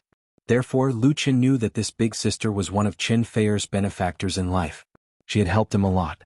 Most importantly, Sister Li had a lot of connections in the entertainment circle, which was very helpful to Lu Qin's career. Now that she took the initiative to make a request, if Lu Qin hesitated and was overcautious, not only would he lose points, but he would also embarrass Chen Feier. His performance would be too bad. Sister Li was very curious. "You agreed so quickly without asking which role it is. What if I want the male lead?" Lu Qin said casually, "If Sister Li really wants the male lead, it's not a problem at all." Lu Qin wasn't pretending to be polite. He could write a lot of classic scripts. As long as he could open up the scene, he would have a chance to be the male lead in the future. Of course, he agreed so quickly because it was obvious that Sister Li was joking. However, Sister Li was very satisfied and happy. she said to Qin Feier. Feier, the boy you chose is really good. You have to hold on to him tightly. Don't let him run away. Qin Feier covered his face with his hands. After Sister Li made Qin Feier so embarrassed that he couldn't face anyone, she smiled and said to Lu Qin, actually, I really want the male lead, but it's a young male lead. It's my son who has been clamoring to act, so this time I'll give him a chance. Lu Qin suddenly understood. The first few episodes of Romance in My Life required a young male and female lead. There weren't many scenes, but it was still very important. Chapter 232. This is my son. Sister Li opened the saved photo on her phone and proudly showed it to Lu Qin. The teenager on the screen was sunny and handsome. He was 15 or 16 years old, the beginning of his youth. He looked full of vitality in his school uniform and had the temperament of a boy next door. Sister Li obviously did not ask for the role randomly. Her son's appearance was really suitable for the role of the teenager Yin Juanxi. He is currently studying at Beijing Film Academy affiliated high school. His results have always been good and he has taken basic acting courses. Sister Li was full of pride when talking about her son, just like any mother. Her marriage was a story that was often talked about in the industry. When Sister Li established herself in Beijing and started to expand her career, she met an artist who had been in trouble for a long time and fell deeply in love with him. This artist was handsome and had a lot of luck with women. Logically speaking, he would not be interested in Sister Li. However, he married Sister Li and had a child. He received the latter's wholehearted support. In the end, he rose to the top with a hit TV series and became a hot star. After he became famous, this artist proposed to divorce Sister Li. Sister Li readily agreed. Her only request was to have custody of her son. When others talked about it, they all felt it was unfair for Sister Li and said that the artist was an ingrate. However, Sister Li never mentioned anything wrong with her ex-husband. Instead, she put in a good word for him on many occasions. She felt that it was enough to have a very good memory of her life. Moreover, she had a son who inherited his father's good qualities. It was this optimism and open-mindedness that earned Sister Li the respect of many people in the industry. Lu Qin has heard this story and admired the other party's character. The matter was finalized. Qian Brothers Pictures was very sincere in the cooperation. It was not a problem to get a supporting role for only 3 or 4 episodes. The cooperation agreement between the two parties was basically finalized. As long as the script passed the review, they could start filming immediately. At 7 o'clock that evening, Lu Qin began to update the novel version of Autumn in My Heart, in the form of a long blog post on Inspire blog. Unlike other star artists who hired copywriters or professionals to polish their books, the novel version of Autumn in My Heart was written by Lu Qin himself. He only had the help of the studio to proofread the wrong words. This was an important means of early publicity for the TV series Autumn in My Heart. Although there was a great risk in revealing spoilers in advance, it could attract the continuous attention of a large number of fans. Using the huge platform of the blog, the advertising fees saved was not a small amount. On November 13th, the outline of Autumn in My Heart passed the review of the relevant departments. On the same day, Lu Qin participated in the Beijing television station Variety Channel's celebrity interview program recording. He had been very busy recently. His daily work schedule was packed to the brim. Even at night, he had to sit in front of the computer and type out scripts and novels. He slept and rested for no more than 6 hours. Under such circumstances, many jobs were turned down, but some invitations could not be turned down, nor could they be turned down. For example, this celebrity interview program. Beijing television station had a total of 9 channels. Other than Department 1's Beijing Television, which was a satellite channel, there were 2 variety channels, 3 finance channels, 4 lifestyle channels, 5 film channels, etc. The Variety Channel's celebrity interview program was Beijing television station's Department 2's premium program. It had a history of 3 years. It was produced once a week, and had invited more than 100 celebrities from the entertainment industry. This program's ratings were quite high. The reason why Lu Qin could go on it was because he had a good working relationship with Beijing television. Otherwise, with his qualifications, he would not have been able to get on it. Like most variety programs, Celebrity Interview used a recording method. The recording location was Beijing television station's T5 Broadcasting Hall. Compared to the newly opened T1 Broadcasting Hall, T5 Broadcasting Hall was undoubtedly much smaller. It could only accommodate 300 audience members. The stage was not big, but it was more than enough to record a talk show. The host of Celebrity Interview was called Mu Rong. She was a knowledgeable woman with a refined temperament. Her style of conversation was gentle and humorous. She never made the interviewee feel pressured. It was like two friends having afternoon tea and chatting together, talking about their troubles in life and work, or their feelings in life. Good evening, ladies and gentlemen. The star I invited to this program is a very special boy. He has extraordinary musical talent. He once won the championship of Singing China. His debut album was very popular, and all his songs were on the original music chart. He is regarded as the new hope of originality in the pop music world. He is also the founder of campus folk songs. He is Lu Chen. Under Mu Rong's slightly sensational introduction, the music of You Who Sat Next to Me sounded, and Lu Chen stepped onto the stage. Welcome everyone. There was immediate warm applause in the studio. Many fans who were invited to the scene raised small signs with Lu Chen's name written on them and smiled very happily. As he walked, Lu Chen smiled at them and thanked them. Thank you. Of the 300 audience at the scene, half were Lu Chen's fans. These lucky fans registered through the internet and telephone, and finally were screened by Beijing TV station. The other half were ordinary enthusiastic audiences and TV station staff, commonly known as official support. Hello Lu Chen. Mu Rong took the initiative to extend her hand to Lu Chen. Welcome to the celebrity interview. Lu Chen shook hands with her and said, Thank you. It's my honor. The host was in her 40s, but because of good maintenance she looked just in her early 30s. Her appearance was dignified, her makeup was exquisite, and her soft voice and smile made people feel like they were bathing in the spring breeze. There were 4 cameras at the scene, and 3 of them were aimed at Lu Chen and Mu Rong. This was Lu Chen's first time participating in such a talk show, but he was not nervous at all. He sat down on the sofa very relaxed. Mu Rong smiled and said, Lu Chen, I think many of the audience might not know much about you. Can you first tell us how you embarked on the path of music? Usually in such a talk show the host's questions were preset. As an invited guest, Lu Chen had received the questions in advance, but for the effect and authenticity of the program, the host would also suggest additional questions, so he had to improvise. The first question was a conventional question. Lu Chen nodded and said, All right. Actually, it was really an accident that I embarked on the path of music. He gave a simple account of his experience without deliberately exaggerating or embellishing it. What he said was what most fans knew. When he finished, Mu Rong continued to ask, Then what plans do you have for your future? The first few questions were quite normal and there was nothing special about them. However, Mu Rong quickly mentioned something interesting. She first showed everyone a video which was played on the big screen LCD TV next to her. The content was the video of Lu Chen saving people in Hangzhou. After the short video of more than 2 minutes was played, there was another warm applause in the studio. Lu Chen's fans had seen this video, and many people had seen it many times. But now watching it again, it was still a thrilling feeling, and they could not help applauding and cheering for him. Mu Rong smiled and said, I think the most enthusiastic applause was from the girls. I believe that the girls will be very moved when they see this video. It let us know a really brave and admirable young man. There was suddenly laughter in the audience. Many girls covered their mouths and laughed. The camera gave a close-up shot in time. Mu Rong asked Lu Chen, At that time, you must have rushed to save people without thinking. Otherwise, it would be impossible for you to move so quickly. Then, when you watched this video later, did you have any fear?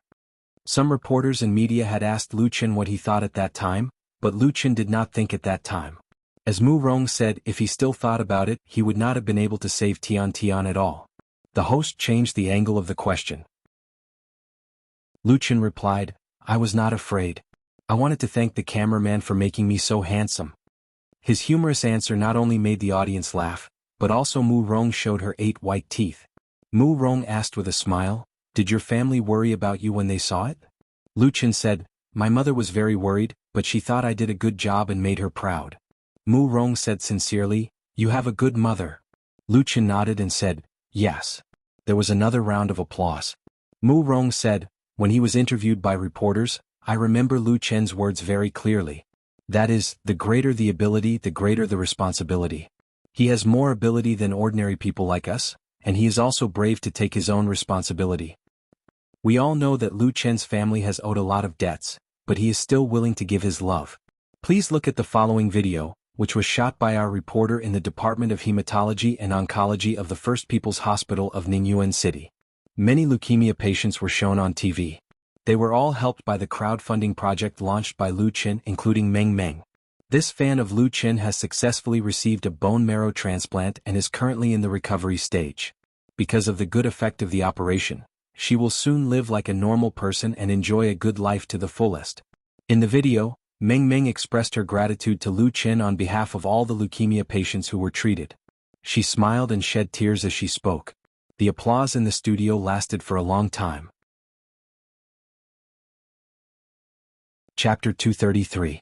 It was very common for stars and celebrities to do charity activities, and the public was used to it. For example, Qin Fei, who spends millions of yuan on charity every year, was also awarded the title of China Philanthropy Ambassador, so she was officially recognized. And this honor also allowed her to ignore many of the rules of light and dark in the circle, which was equivalent to adding a layer of amulet. Therefore, many stars were very keen on doing charity to improve their status and reputation. Lu Qin donating money to sick fans was not something worth writing home about. But the charity crowdfunding project he launched to help Meng Meng leukemia patients was extraordinary. The project ended on the 26th with a total of 4.7 million plus charity funds raised, and a total of 12 leukemia patients including Meng Meng were in urgent need of help. Mukin crowdfunding company has published all expenditure accounts and follow-up funding arrangements on its official website. Through the dissemination of Wave's blog, what was originally Lu Qin's personal behavior, with the support of many celebrities in the circle, has become a charity activity participated by the whole people, forming a great social influence. It was precisely because of this that Lu Qin was interviewed by the central-level China Youth Daily. Mu Rong's interview with Lu Qin focused on this aspect. It was not only a different way to create a topic, but also a kind of political correctness. And Beijing television station's interview video with leukemia patients who have been helped is even more touching, and the effect of the program was highlighted. Tian, whether it was Lu Qin's fans, ordinary audiences or staff, the applause was warm and sincere. In their view, Lu Qin did a great thing. The significance was completely beyond his heroic rescue of Tian Tian. Lu Qin put his hands together and modestly thanked the audience. He said sincerely, "I'm ashamed. In fact, it's a lot of warm-hearted people who really contributed. Without everyone's help, the crowdfunding activity would never have been so successful. In addition, I would like to thank Big Brother Tan Hong and Sister Qin Fei. They all donated a lot of money." Mu Rong said seriously, "In my opinion, this charity crowdfunding is telling us that there are countless kind people around us. When we need help, there will always be someone to lend a helping hand." Lu Qin nodded. "Yes." Mu Rong turned her head and said to the audience with a smile, "I've talked so much with Lu Qin, so now it's time to give the opportunity to our audience. Do any of you have any questions for Lu Qin?" The 45-minute celebrity interview program had been recorded for 20 minutes. The conversation between Mu Rong and Lu Qin was basically within the predetermined framework, and there was nothing out of the ordinary. For an interview program, this was definitely too serious and formal.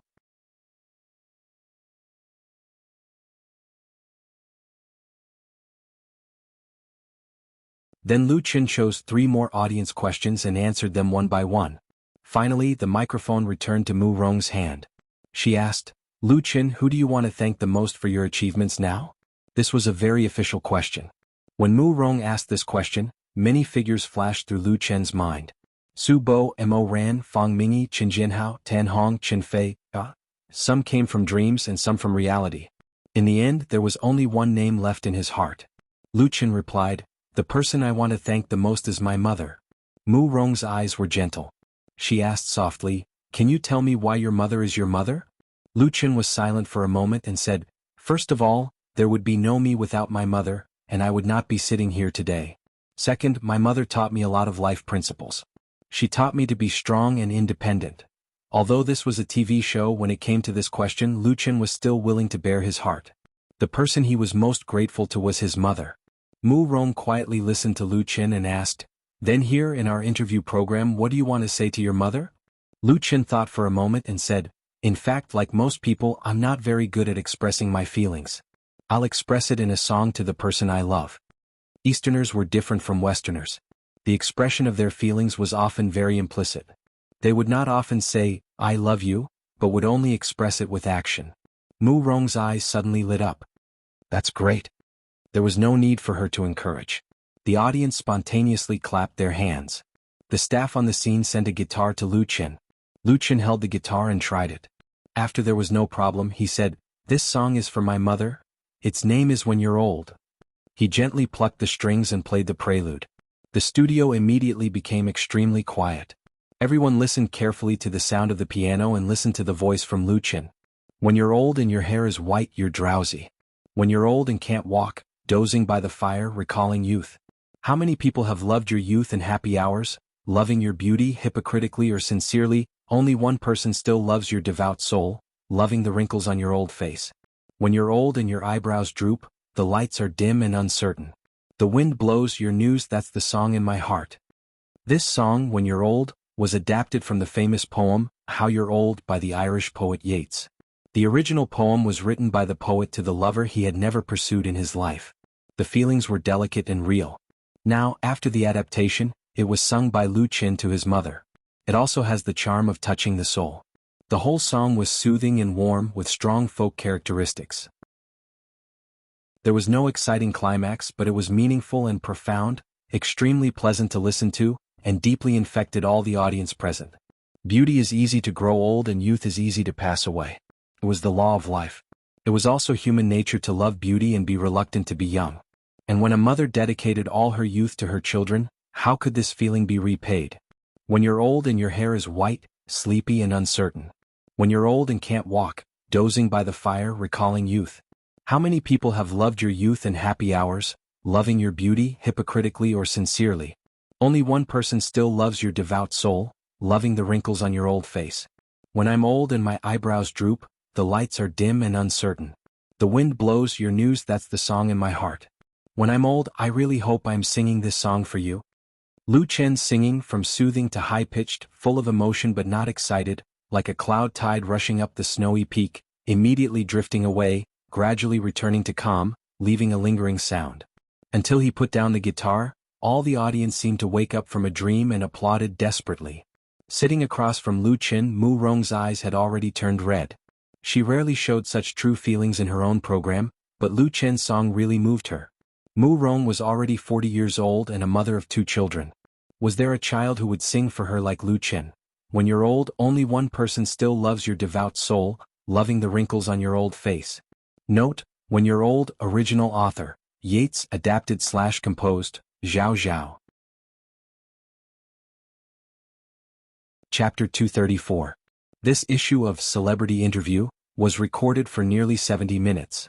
This meant that more than a third of the content would be cut and would not appear on the TV screen. But it didn't matter. When You're Old was enough to make this issue of Celebrity Interview very exciting. After the interview ended, Mu Rong even felt a little unsatisfied. She had supported hundreds of programs, and there were very few people who had the same feeling. Probably to make up for the regret in her heart, Mu Rong specially invited Lu Chen to a coffee shop near the TV station. She was not alone, accompanied by a deputy director of the Beijing TV station variety channel program team. The deputy director, surnamed Zhu, was a burly man from the north, with a straightforward personality and a loud voice. Of course, Director Zhu did not come out to chat with them. He had his eyes on the upcoming Autumn in My Heart. To be precise, Beijing TV Department 2 was quite interested in this TV series. In fact, ever since Lu Chen announced the shooting of Autumn in My Heart on his blog, and the news that Chen Fei would be the female lead, there were a lot of units interested in this weekend TV series. There were TV stations, advertisers, middlemen, and most of them were entertainment management companies. The former came to inquire about the price, while the latter wanted to play a role. Although Lu Chen was a pure newcomer in the film and television industry with the golden signboard of Chen Fei, even if it was a bad movie, he could still get a lot of attention, and there was no lack of people willing to bet on it. At present, the scale of the domestic film and television industry was very large, and the number of TV series shot every year was rising steadily, reaching a quite amazing level. And of these TV series, at least 90% could not be broadcast on the provincial and central TV stations. Many of them could not even be seen by the city TV stations. They could only be put on the internet and rely on click traffic to make some money. The truly powerful online media also only picked the best products to promote. Therefore, it was really incredible for Lu Chen, who was not in the film and television industry and was a newcomer who had just made his debut, to suddenly write his own script, be the male lead, and find partners to shoot a TV series by himself. However, this kind of fooling around was so successful that it made countless people jealous and envious. In the final analysis, Qin Fei was the key. Autumn in My Heart was Qin Fei's first TV series. Relying on her golden signboard alone, she can save tens of millions of publicity and hype costs. It is very normal for Beijing TV department to be interested. Even now, by the opportunity of Star Interview to contact Lu Qin, it is already very reserved. However, Director Zhu had found the wrong person to talk to about this matter with Lu Qin. Autumn in My Heart was a project led by Lu Qin, but he left all the investment, publicity and sales to his sister, Lu Shi. Therefore, when Director Zhu tried to inquire about the price, Lu Qin could only give him Lu Shi's contact number. Selling a TV series to a TV station was a very complicated matter. Generally speaking, according to the TV series, an episode could cost anywhere from hundreds of thousands to millions. There were too many factors that affected the price, such as the script, the actors, the director, the theme and so on. It could also be sold to multiple TV stations for a premiere, or it could be an exclusive premiere with different prices. In addition, if the ratings of the premiere were high, the price of the rebroadcast would be very high. There were many examples of the premiere not making money, but relying on the rebroadcast to make a lot of money. However, more often than not, many TV series were door-to-door sales, and they couldn't get what they wanted even if they were half sold and half given. Therefore, although Lu Qin couldn't promise Director Zhu anything, he was still very polite. Maybe he would have to beg him in the end. And Director Zhu also had his own reservations. His interest in Autumn in My Heart was not too great. If there was no Qin Fei to join, it would not fall into his sight at all. It's just that there are a lot of TV series now, but the quality or the works that can sell well are very limited. Beijing TV variety channel not only faces the competition of its peers, but also has to compete with other channels on the same station for resources. In addition to the eldest set of satellite TV, the second set of variety channels, the fourth set of life channels, the fifth set of film and television channels, and the eighth set of youth channels all have fixed TV series programs. Internal performance rankings are implemented between different channels. The higher the performance, the higher the reward, and the more resources will naturally be tilted. Therefore, the outsourcing of channel programs is everywhere, in order to save costs and improve efficiency. But saving is far from as good as open source. A good program or a TV series with high ratings can produce great benefits and bring huge profits. Now is not decades ago. The internal reform of the TV station has long been completed, and the competition mechanism is very mature. Although the variety channel is ranked second in Beijing TV, it is closely chased by the fourth and fifth sets, and there is a strong sense of crisis. Director Zhu is naturally under a lot of pressure. Buying a bad TV series and buying a good TV series have two different results, which are likely to lead to the position under his buttocks being shaken or stabilized. Therefore, he didn't put on any airs with Lu Qin. He was not disappointed that he didn't dig anything out of Lu Qin's mouth. He just wanted to establish a good relationship, and if it was really worth it in the future, he could take the lead. Under such circumstances, coupled with Mu Rong's cooperation, the communication between the two sides was very harmonious. At 8:30 p.m.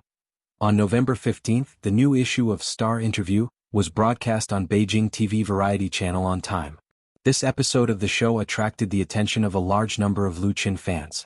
Lu Qin has already issued an announcement on his blog, and the content of the show was broadcast on Whale TV that night. As a result, the song When You're Old became an instant hit. This new song by Lu Qin, which no one has ever heard before, and as a song written for his mother, it poked the tears of countless people. The video clip of playing and singing was forwarded by a large number of people on blogs. It was not uncommon to hear songs praising, and reminiscing about one's mother in China, but they were basically works with a preachy theme. Therefore, they were not very popular and were usually only sung at cultural performances of government departments or social groups. This makes When You're Old more and more precious. Its lyrics are not complicated. It can be said to be easy to understand. The melody is soothing and beautiful. The requirements for singing skills are not high, and it is easy to cover. The characteristic guitar playing and singing of folk songs are most suitable for dissemination, coupled with the emotions contained in the song, so it is regarded as one of Lu Qin's best works by many music critics and is strongly recommended on blogs. In the pop music circle, people once again saw the talent of Lu Qin. Lu Qin seems to have endless musical inspiration. He can always write beautiful works. He is obviously very handsome, but he never brushes his face to eat, he brushes his songs. Someone listed all of Lu Qin's works in the forum, including his own albums and songs written for others. None of them are mediocre, and any of them can be the lead or second lead of an album. The most outrageous thing is that so far all of the works that have been officially released by Lu Qin have been on the original music chart, which is a record in itself.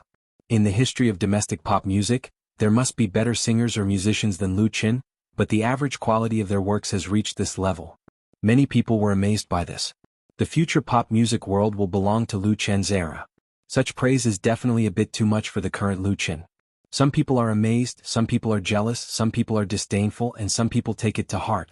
However, the ups and downs on the internet have not affected Lu Qin for the time being, and he has no time to pay attention to it.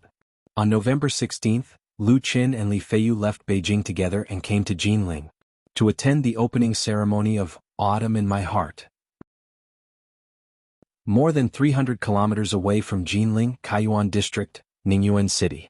In the second bedroom of room 201 of Building 7, Meng Meng is sitting on the bed and looking at the textbook in her hand. Her bone marrow transplant operation was very successful, and there was no obvious rejection reaction.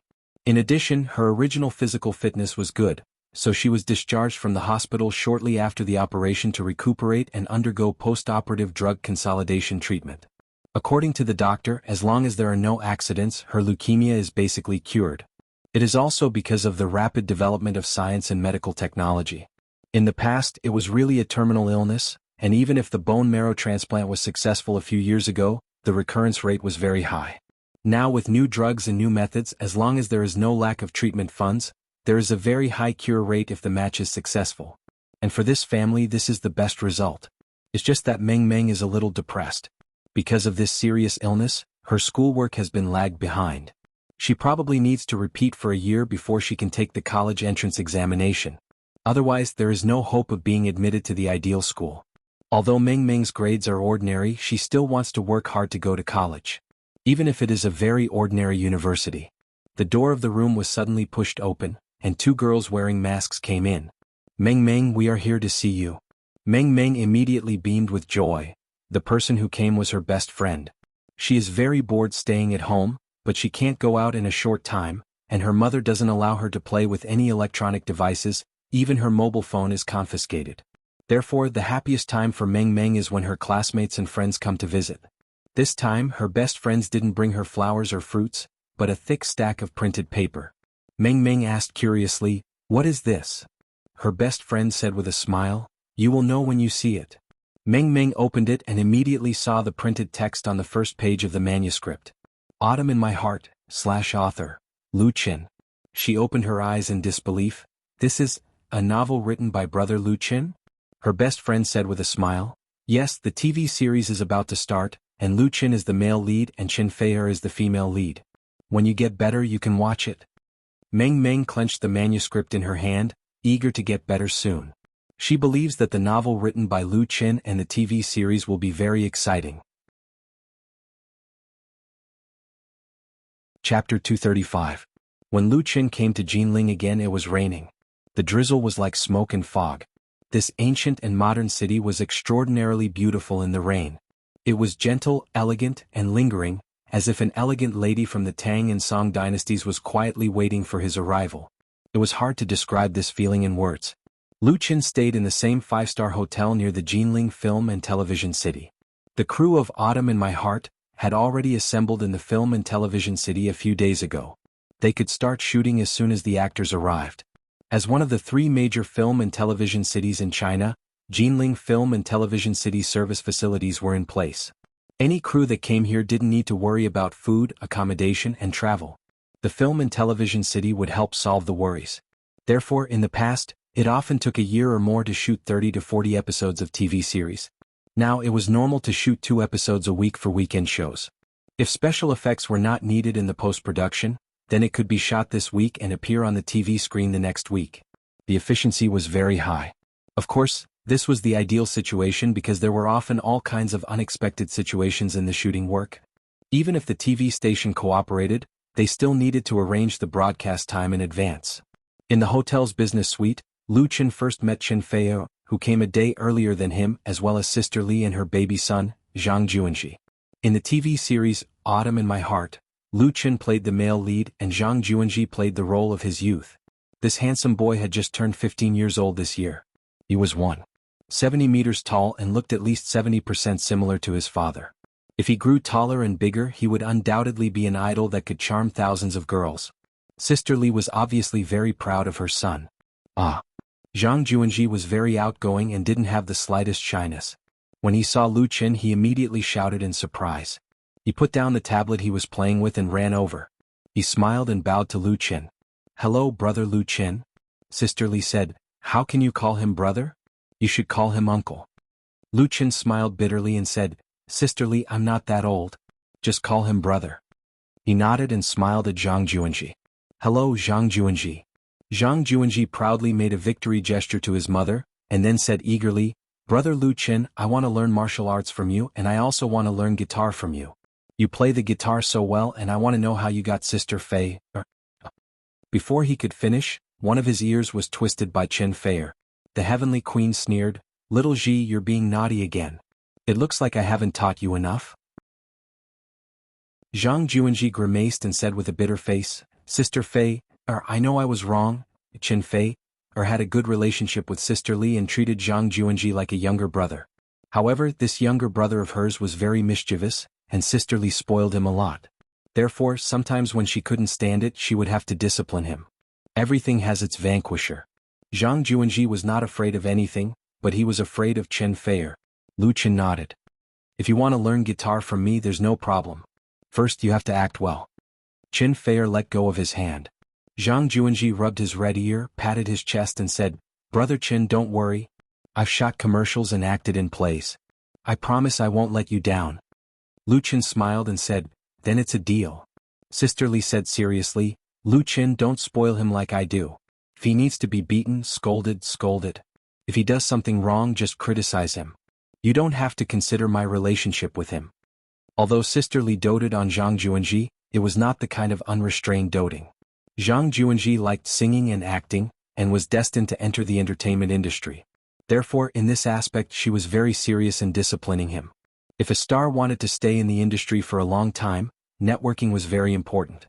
Although she could help her son, Zhang Juanji had to walk his own path in the future. No one liked a spoiled child, and the earth would not revolve around anyone. Therefore, this time, Sister Li used her relationship with Chen Fei to put Zhang Juanji into the crew of Autumn in My Heart. It was to pave the way for him and also to sharpen and train him. Lu Qin said with a smile, "Okay, but the key still depends on the director." Chen Fei said, "Let's go see Director Fang together." The director of Autumn in My Heart finally fell on Fang Hui, who was recommended by Lu Qin. The partner, Chinda Brothers Pictures, originally coveted this position. They had signed several directors, but in the end they respected Lu Qin's opinion. In return, most of the other important supporting roles and small roles were signed artists under Chinda Brothers Pictures or candidates recommended by related stakeholders. There were at least dozens of roles in a TV series, and it was unknown how many people wanted to ask for a cameo with only a few lines, but they couldn't get it. The interests involved were great.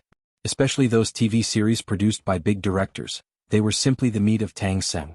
Originally, if it was just Lu Chen's own selfie, perhaps not many people would be interested. But since the news that Chen Fei would play the leading role was announced, and it became a hot topic on blogs, there were really too many entertainment agencies and actors calling Lu Chen's studio. However, they were destined to be disappointed. This time, the fertile water would basically not flow into the fields of outsiders. The group left the hotel and went to the Kun Arts Village, which belonged to the film city. The Kun Arts Village of Jinling Film City was actually an apartment-style hotel for the crew to stay. Although the conditions were certainly not as good as those of a five-star hotel, the advantages were that all kinds of facilities were very complete, and the price was low. It was not the first time that Chinda Brothers Pictures had come to Jinling Film City to shoot, so they were very familiar with everything. They had already completed the preparation work. They booked 2 floors as the base camp of the crew, and they could start work at any time.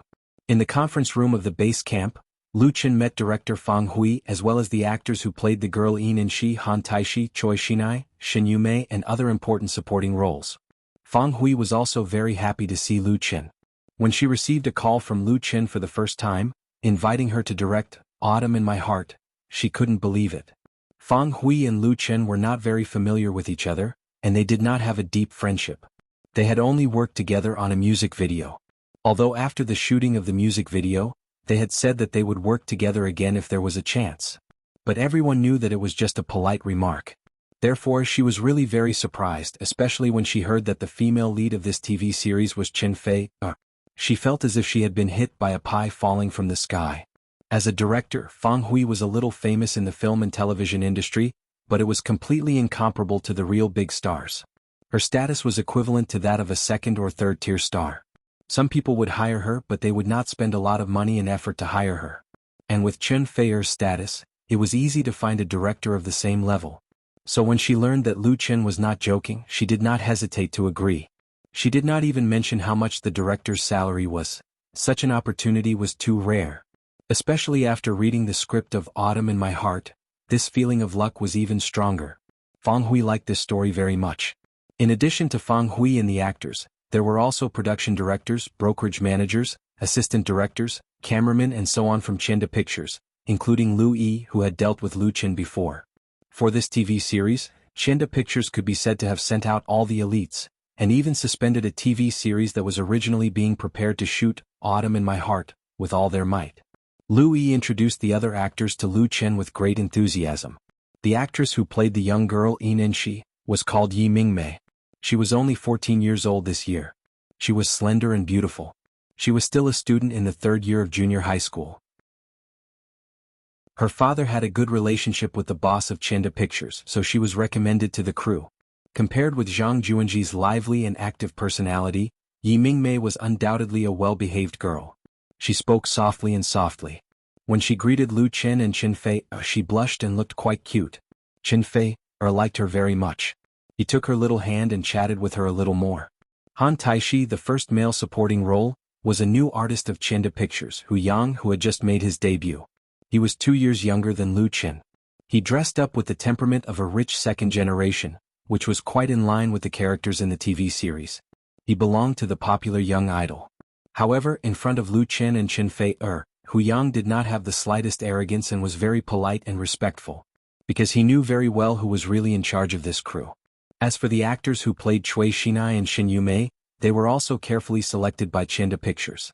They did not have much fame in the circle, but they all had rich acting experience. In addition, there were several less important actors. Some were recommended by Sister Li, and some were relatives of Chenda Pictures. With the arrival of Lu Chen, the crew was really complete, and everyone had a small meeting first. The content of the meeting was mainly about tomorrow's opening ceremony and shooting work. In addition, they also talked about the premiere. Relying on the popularity stirred up on the internet, there were currently 4 or 5 medium-sized TV stations looking for Lu Chen and Chen Fei, Studio, as well as Chenda Pictures, in addition to big TV stations such as Beijing TV Station, Haijin TV Station, and Zhidong TV Station. The opinion of Chenda Pictures was to choose 2 strong and sincere first-run TV stations from them. It didn't matter if the price was low, but they must ensure that it was broadcast in prime time and the key to profit was on the replay. The crew meeting ended after more than an hour. Lu Chen, Chen Fei and Sister Li returned to the hotel, but he and Chen Fei quietly went out again. Chapter 236. The sun was setting and the sun was shining after the rain. It was the evening rush hour, and the roads of Jinling City were full of traffic. People were rushing home from work. No one noticed a bicycle speeding past on the side of the road. The bicycle was rented at the tourist service station. The deposit was 500 yuan, and the rent was 2 yuan per hour. The bicycle was fashionable and of good quality. It allowed people to carry people in the back seat, but it could only be driven on the dedicated lane. Because of the low rent and no risk of theft, this kind of public bicycle was very popular with tourists. Lu Chen pedaled the bicycle, carrying Chen Fei, facing the wind, no different from ordinary tourists. Chen Fei sat in the back and the cool wind blew her skirt. She hugged Lu Chen's waist, and her head leaned against Lu Chen's back. The Queen of Sweet Song was wearing a scarf, and a pair of blue ink crystal glasses could not cover her stunning face, but it was enough to make passers-by not find out her true identity, so that she could enjoy the time alone with Lu Chen at ease. Such time was really rare and as precious as gold. On the 10th anniversary of her debut, a reporter asked Chen Fei, "How long are you going to sing?" Chen Fei's answer was, "A lifetime." Unlike her brother Tan Hong, who gradually retired, she liked to sing and stand in the spotlight, because this was her dream since childhood, and she would never give it up easily. However, the more you gain, the more you lose. The glamour of a star is at the expense of private life. Even if she learned the skills of disguise, Qin Fei rarely had time to live an ordinary life. Fortunately, she met Lu Qin. Her life changed. She hugged Lu Qin tighter and suddenly had a feeling of fear of losing him. Lu Qin did not understand and asked, "Are you hungry? Let's go eat something. What do you want to eat?" This time, his date with Qin Fei was the first time that no outsiders followed. Qin Fei's assistant and bodyguards did not follow. On the one hand, it was because of her insistence, and on the other hand, Lu Qin had enough ability to protect her, so there would be no problem. Moreover, Jinling was a very safe city. Even so, the two of them still had the thrill of secretly eloping. Qin Fei thought for a moment and said, "I want to eat spicy hot pot. Do you know where I can get it?" Malatang? Of course, Lu Qin didn't know where to eat it, but thanks to the great technology, he only needed to open his phone and search for the keywords, and soon found the nearest place to eat malatang. Following the guidance of the satellite navigation system, Lu Qin drove Qin Fei to the destination in half an hour. It was a very old street, and both sides of the street were lined with delicacies and snacks. There were all kinds of them, and it was too much for the eyes to take in. The street was bustling with people. Qin Fei held onto Lu Qin's arm. The two of them walked through the crowd like an ordinary couple, searching for their own delicacies amidst the various fragrances. They found the restaurant with a high reputation, and waited for more than 10 minutes before there was an empty table. Qin Fei chose more than a dozen skewers of her favorite foods: tenderloin, fried dough sticks, enoki mushrooms, coriander. 2 bowls of cooked spicy hot pot were quickly served. The spicy hot pot of this restaurant had a strong aroma, and the ingredients were fresh and clear. It really lived up to its reputation. Qin Fei ate with relish. She actually ate more than Lu Qin. After eating, it was already dark. Lu Qin took her back to the river for a walk. Because Qin Fei ate too much, she needed to digest the food. When they were tired, the two of them sat on a bench by the river and enjoyed the clear water in front of them. This place was far away from the bustling commercial street. Although there were pedestrians and tourists, it was undoubtedly a lot quieter. Most of them were couples. The air here seemed to be rippling with a romantic atmosphere. Qin Fei touched her belly and let out a low moan. She looked tired and satisfied. She looked like a little woman. Lu Qin laughed at her. "Why do you eat so much? Aren't you afraid of getting a stomachache?" Qin Fei tilted her head and leaned on his shoulder. She murmured, "When I was a child, I was very greedy. I liked the skewers cooked in the pot at the school gate. One time, I was greedy and spent the money to buy textbooks." She paused. Lu Qin couldn't help but ask, "Then what happened?" Qin Fei said, "Then I was beaten by my mother. She slapped my butt with a bamboo ruler. It was so painful. At that time, I thought that when I grew up and made money, I would eat skewers every day, every meal. Later, when I really became rich, I knew that it was unhealthy to eat too much of this kind of thing. Just like spicy hot pot, I haven't eaten it for a long time." She narrowed her eyes and recalled the past. A sweet smile appeared on her lips, even when she talked about the pain. Lu Qin smiled. "If I have a chance in the future, I will take you out to eat it." Qin Fei turned her head and said with a smile, "Thank you." She smiled happily. Her smile was breathtakingly beautiful in the light of the roadside lights. It firmly attracted Lu Qin's eyes. Lu Qin stared at the beauty close to him. Suddenly, he couldn't help the impulse in his heart. He reached out and took off the sunglasses she was wearing. Then, he lowered his head and kissed her red lips heavily. Qin Fei's lips were soft and fragrant, with an indescribable sweetness. The heavenly queen of the music industry suddenly opened her eyes wide and instinctively shrank back, but she could not escape. She moaned weakly, closed her eyes and let Lu Qin take advantage of her. This was the first kiss between the two. After a long time, Lu Qin reluctantly separated because Qin Fei was almost out of breath.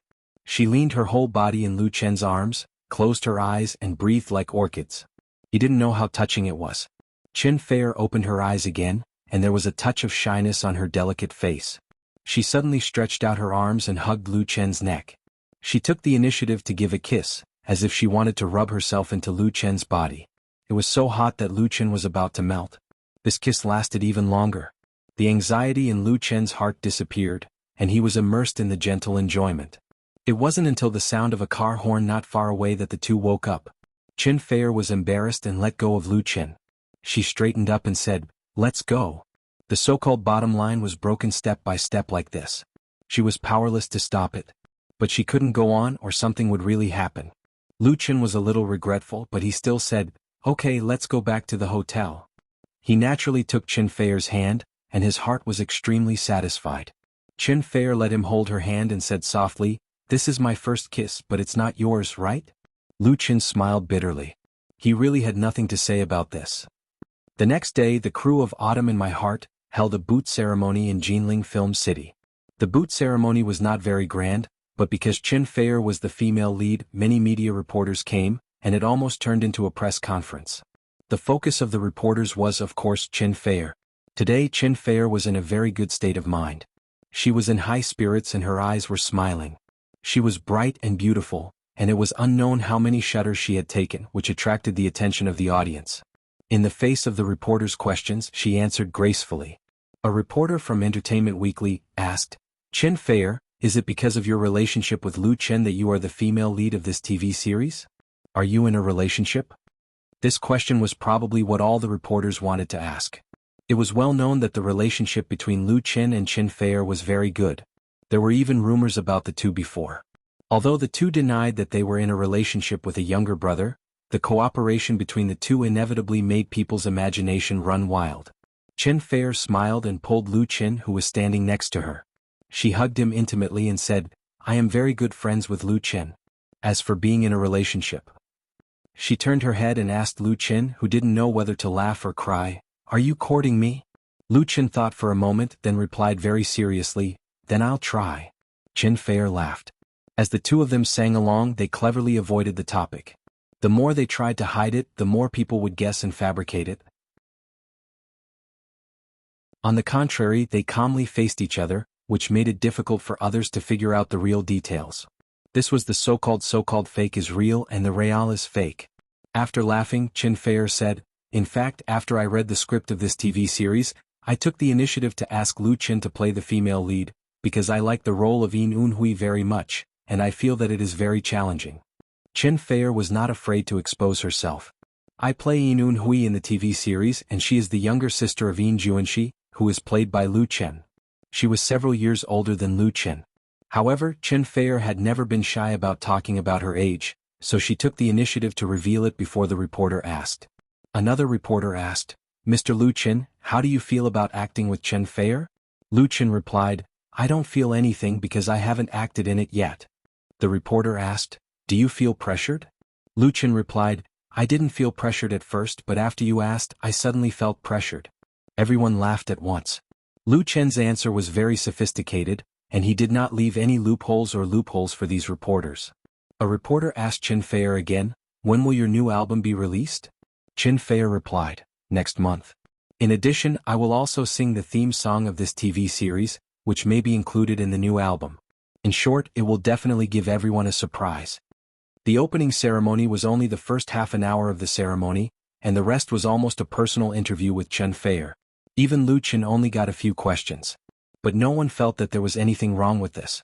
To put it bluntly, the reason why Autumn in My Heart could get so much attention was that Chen Feier contributed at least 90%. After the opening ceremony, Autumn in My Heart officially entered the shooting stage. However, Lu Chen and Chen Feier did not participate in the shooting, because they did not have scenes in the first 2 episodes, so they did not need to stay here. The most important thing was that the two needed to return to Beijing to participate in a very important event.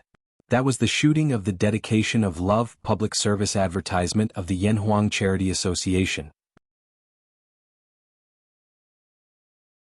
Chapter 237. The song Dedication of Love was put out by Lu Chen to thank those people inside and outside the circle who supported the charity crowdfunding project and was put on the Inspire blog. He never thought of seeking benefits or fame by relying on this song. There was no need for that at all. However, Lu Chen did not expect that the great god of Yanhuang Charity Association actually took a fancy to Dedication of Love, came to buy the license, and invited him to participate in the MV of the public service advertisement. Lu Chen directly gave a free permanent license. Later, Chen Feier told him that he did the right thing. Whether in China or abroad, there are many benefits for star artists to do charity or to establish a good cooperative relationship with authoritative charities. In China, the reputation of charity is like adding a layer of amulet to oneself, and people always look up to them. For example, Chen Feier herself has long-term cooperation and exchanges with Yanhuang Charity Association. Like Lu Qin, she will also participate in the public service advertisement of Dedication of Love. On the way back from Jinling to Jinling, Lu Qin and Qin Fei sat in the same car. Because the work later involved the arrangement of Yanhuang Charity Association, she revealed a lot of inside information. Last year and this year, there was a lot of trouble in the domestic charity world which had a big impact on the image of the public. Although these were not all Yanhuang Charity Association's fault, as the top existence in the domestic charity structure, the association was also passive. The pressure from the top made them urgently need to carry out publicity and re-erect a good image. It was at this time that Lu Qin carried out charity crowdfunding through the crowdfunding website, which caused a great impact on the internet. His creation of Dedication of Love is very much in line with the taste of Yanhuang Charity Association. Otherwise, how could such a good thing fall on Lu Qin's head? Looking at the list of stars selected to participate in the public service advertisement, Li Xing, Tan Hong, Qin Fei, Lu Zhonghan, Shi Rong, and so on are all big figures. Including Lu Qin himself, the final list was 15 stars, all of whom were more famous than him. Moreover, the director of this public service announcement was the famous director Yu Jianda. This 60-year-old director had filmed more than 20 movies and had won awards at international film festivals. He enjoyed a high reputation. Zhang Wentian, who Lu Qin knows, is also a big director, but compared with Yu Jianda, he is at least a little worse. Qin Fei said, "If you are chosen by director Yu to make a movie, you will really reach the sky in one step." Lu Qin laughed involuntarily. He knew that Qin Fei was joking, and he was also reminding him to take this job seriously, even if he didn't earn a single cent. Lu Qin held Qin Fei's hand and said, "It's better for me to be the director and make a movie myself, and you'll be the heroine for me. Let's reach the sky together, okay?" Qin Fei felt sweet and said, "You still want to be a director? Alright then, as long as you can act in a movie, I'll be the female lead for you. You can't go back on your word." Lu Qin laughed. Qin Fei didn't take it seriously, but he was serious. However, it would take a long time for this idea to be realized. At present, his accumulation was too little. He had to take it one step at a time. Now Lu Qin was walking very fast. It was too easy to fall if he sped up and ran. The Mercedes-Benz carrying the two of them sped along the Jinjing Expressway and returned to the capital before dark. Qin Fei first sent Lu Qin back to the apartment. Although the two of them kissed in Jinling because of career reasons, this relationship was not going to be public for the time being. Again, Lu Qin rose too fast, and his foundation and accumulation were not enough. Once the relationship between the two of them was made public, he would be under great pressure, which would seriously hinder the development of his career. The simplest was the media reporters. Those paparazzi would inevitably stare at him every day and disturb his peace. There had been precedents for this kind of situation, which was not what Lu Qin wanted to see. So at present, the two could only be dating in secret, and it would not be too late to make it public when the time was right in the future. Another very important aspect was that the separation of men and women in the entertainment industry was too common. There were really few who could stick to it for a long time. Even if they broke up in secret, it would not make a big deal. This was also the norm in the circle. On November 18th, the second day after Lu Qin returned to the capital, he arrived at the scheduled place. Participating in the shooting of the MV of the public service advertisement, Dedication of Love. The gathering point of star actors and singers was at the headquarters of Flying Stone Records. Lu Qin was also familiar with the place. In the VIP lounge he met many famous people such as Li Xing, Tan Hong, Qin Fei and Lu Zhonghan. He also met Liao Jia, Shi Rong and other big names in the pop music and show business for the first time. Yu Jianda was also present. The director, who was renowned both at home and abroad, was tall and sturdy. He had a square face and his white hair was braided. He was wearing a gray shirt with an open collar, navy blue trousers and black cloth shoes. He had a sage-like demeanor. It was said that this director Yu was a devout Taoist. When he was a teenager he learned martial arts in Wudong Mountain. In the 1990s he also made a movie called Wudong Mountain, which caused a considerable sensation in China. The time for the meeting was 9:30 in the morning, but just after 9 o'clock, all the stars were already in place. No star dared to act like a big shot in such a thing. Even if they were shooting movies or TV shows in other places, they would specially ask for leave to rush back to the capital, not to mention being late. That would cause public anger. It was still early, so everyone sat and chatted. The entertainment industry could be said to be very big, but in fact it was also very small. Two characters who were originally not related to each other could have a close connection through a third party, and there were countless people who knew each other and had friendship with each other. Some of them were friends and they hadn't seen each other for a long time. Now that they met here, it was another surprise. Brother Tan Hong. Lu Chen first looked for Tan Hong. The singing superstar is now basically in a state of retirement. It is said that he will hold a farewell concert at the end of the year, announcing his official withdrawal from the pop music world. So since the end of the Singing China competition, Lu Chen hasn't seen Tan Hong again. But he has always remembered Tan Hong's help and support for him. Tan Hong smiled and patted Lu Chen on the arm and said, "Xiao Lu, long time no see. I've often seen your name on the blog recently. You've done a good job." He looked meaningfully at Chen Fei who was standing beside him and said with a smile, "I heard that Fei has been abducted to be the heroine now? That's amazing." Lu Chen smiled bitterly. Chen Fei's pretty face reddened and she said angrily, "Brother Tan Hong?" Tan Hong laughed and said, "No kidding, Xiao Lu, let me introduce you to some teachers." Among this group of people, Lu Chen is definitely a junior, and his status in the circle is far worse than theirs. If it were any other newcomer encountering such a rare opportunity, they would probably have the cheek to strike up a conversation, and even flatter for attention, hoping to be able to say a few words with these big shots. To stay in the entertainment industry for a long time, networking is really important. Oftentimes, the big brother above leaks something out, and it's enough for the people below to eat their fill. Lu Chen was different from ordinary newcomers. Although his appearance was modest, he had a proud and unyielding character. He would never take the initiative to ingratiate himself with others. But with Tan Hong's introduction, the situation is completely different. "This is Liao Jia, Teacher Liao." Tan Hong first introduced Lu Chen to Liao Jia, a big brother in the pop music world. Liao Jia is very legendary in the circle. He was born in the early 1970s, debuted in the late 1980s, and became popular in the 1990s because of rock and roll. He is one of the representatives of light rock and roll.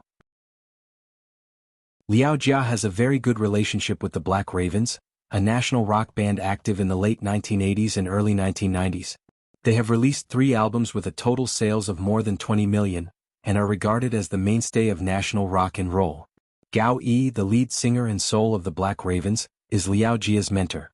Later, Gao Yi accidentally fell off the stage during the concert rehearsal, resulting in a serious skull injury, and eventually died in Chaoyang People's Hospital at the age of 32. Gao Yi's unexpected death is undoubtedly a heavy blow to national rock.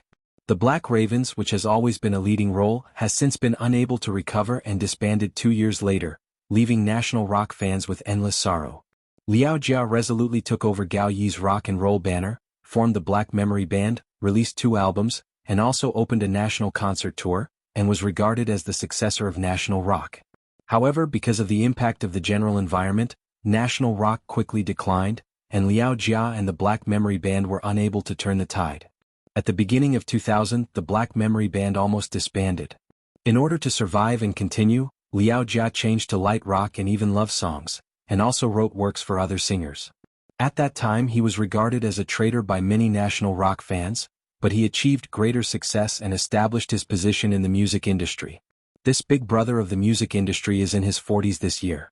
He is not very tall and his appearance is very ordinary. He has small eyes and thin cheekbones and his face is a little fierce. His face is bumpy and he looks like a big brother in a black suit. "Hello, Teacher Liao." Lu Chen held out his hands to him. "I've listened to your songs since I was a child." When Tan Hong introduced him to Lu Chen, Liao Jia stared at Lu Chen with bright eyes until Lu Chen held out his hand. A smile appeared on his face. "Hello."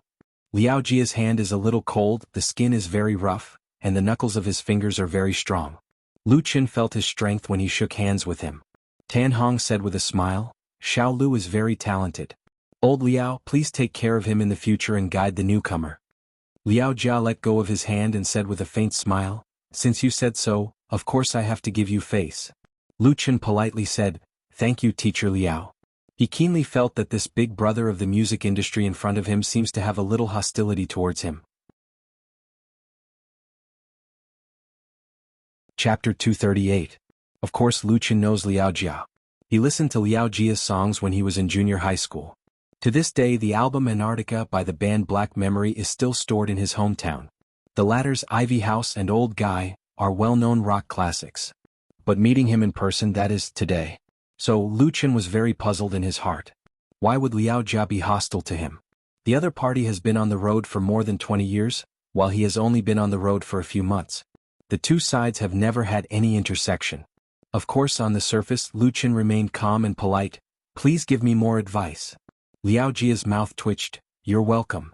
It stands to reason that Tan Hong should be able to see something wrong, but he turned a blind eye and pulled Lu Qin to see Eugenda again.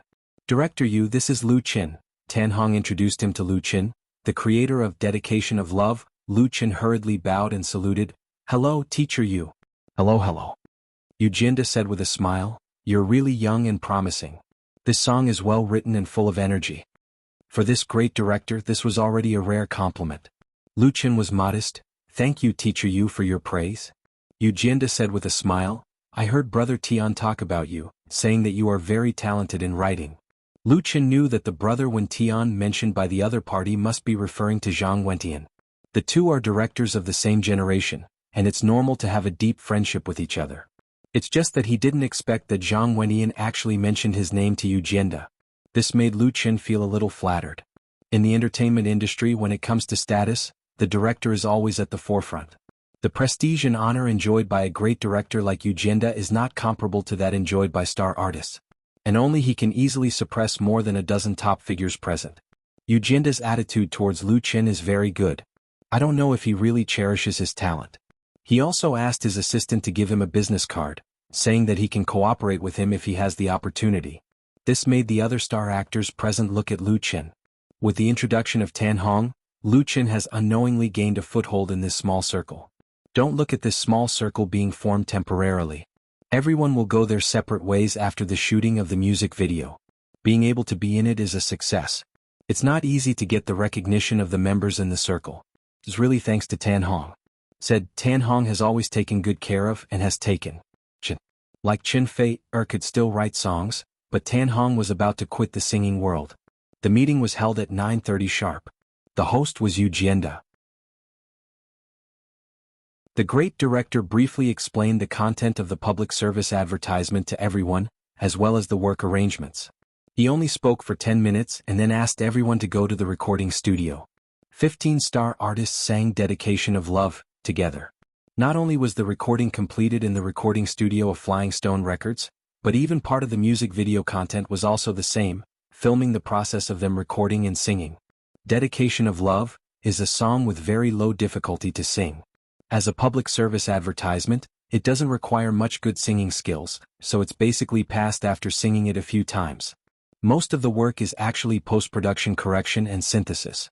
Tan Hong, Liao Jia, and Qin Fei are one after another, and some are two or more together. In the end, all 15 people sang together, and the recording and video were completed simultaneously. At noon, everyone ate a boxed lunch at Flying Stone Records. Although these stars present are all very rich, no one is dissatisfied with a boxed lunch of dozens of yuan. After lunch, the team moved to the orphanage under the Yanhuang Charity Association to continue shooting. Stars, especially big stars, are always full of work. It's really not easy for so many people to squeeze out time to participate in the shooting of this music video at the same time, and it's completely free. Including Eugenda, to be honest, his biggest role is to calm the scene, not to direct. The Charity Association can understand this. The quality of this public service advertisement is not high. It's enough to embody the core idea of the theme. The participation of 15 stars is the biggest highlight. In addition, they were well prepared in advance, so the shooting in the orphanage went very smoothly. Director Yu personally directed the shooting, and it was all shot before the sun went down. It was as easy as cutting melons and vegetables. The rest is the post-production work.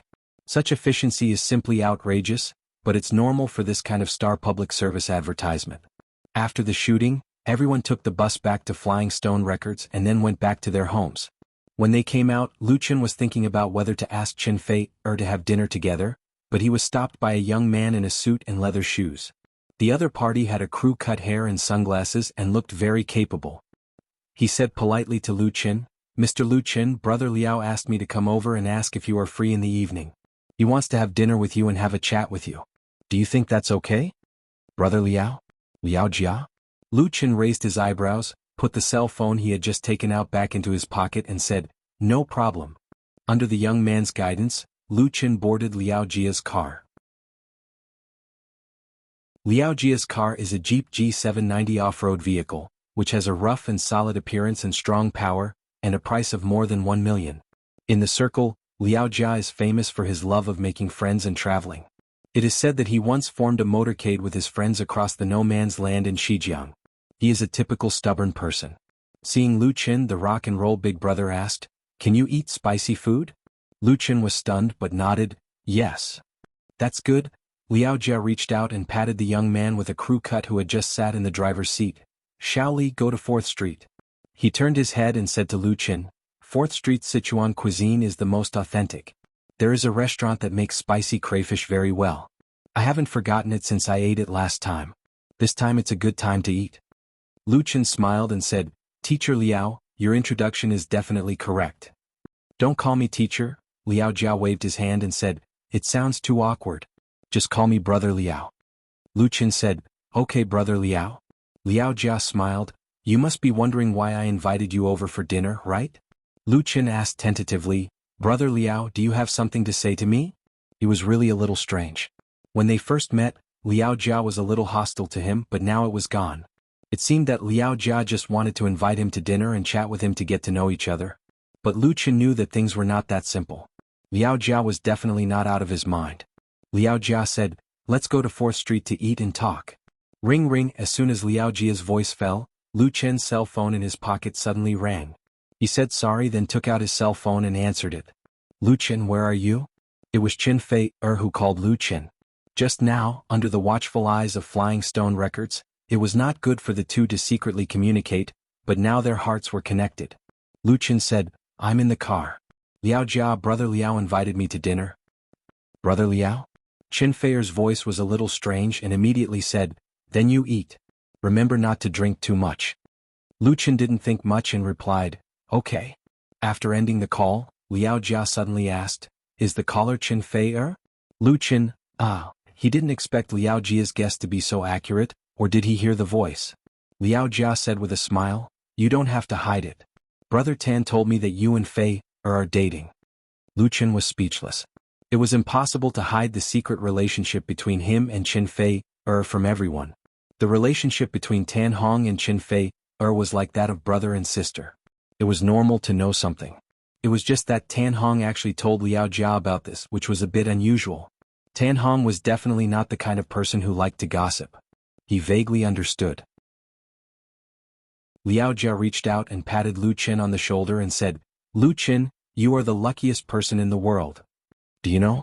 In fact, I've liked Fei for a long time, and have pursued her for at least 10 years, but she has never taken me seriously. She only treats me as an ordinary friend." Sure enough, Lu Qin knew that there were many people pursuing Qin Fei. She had been involved in a lot of scandals.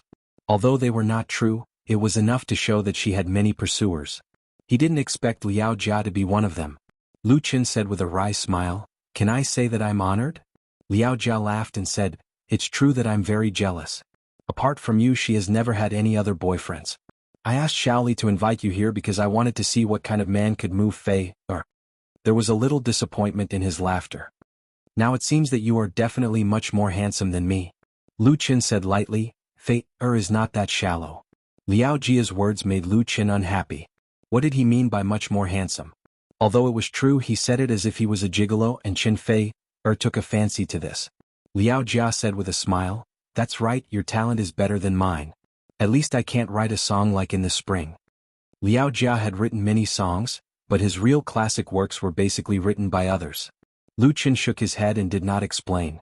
When two people get along, appearance and talent were all external conditions. The most important thing was the feeling between them.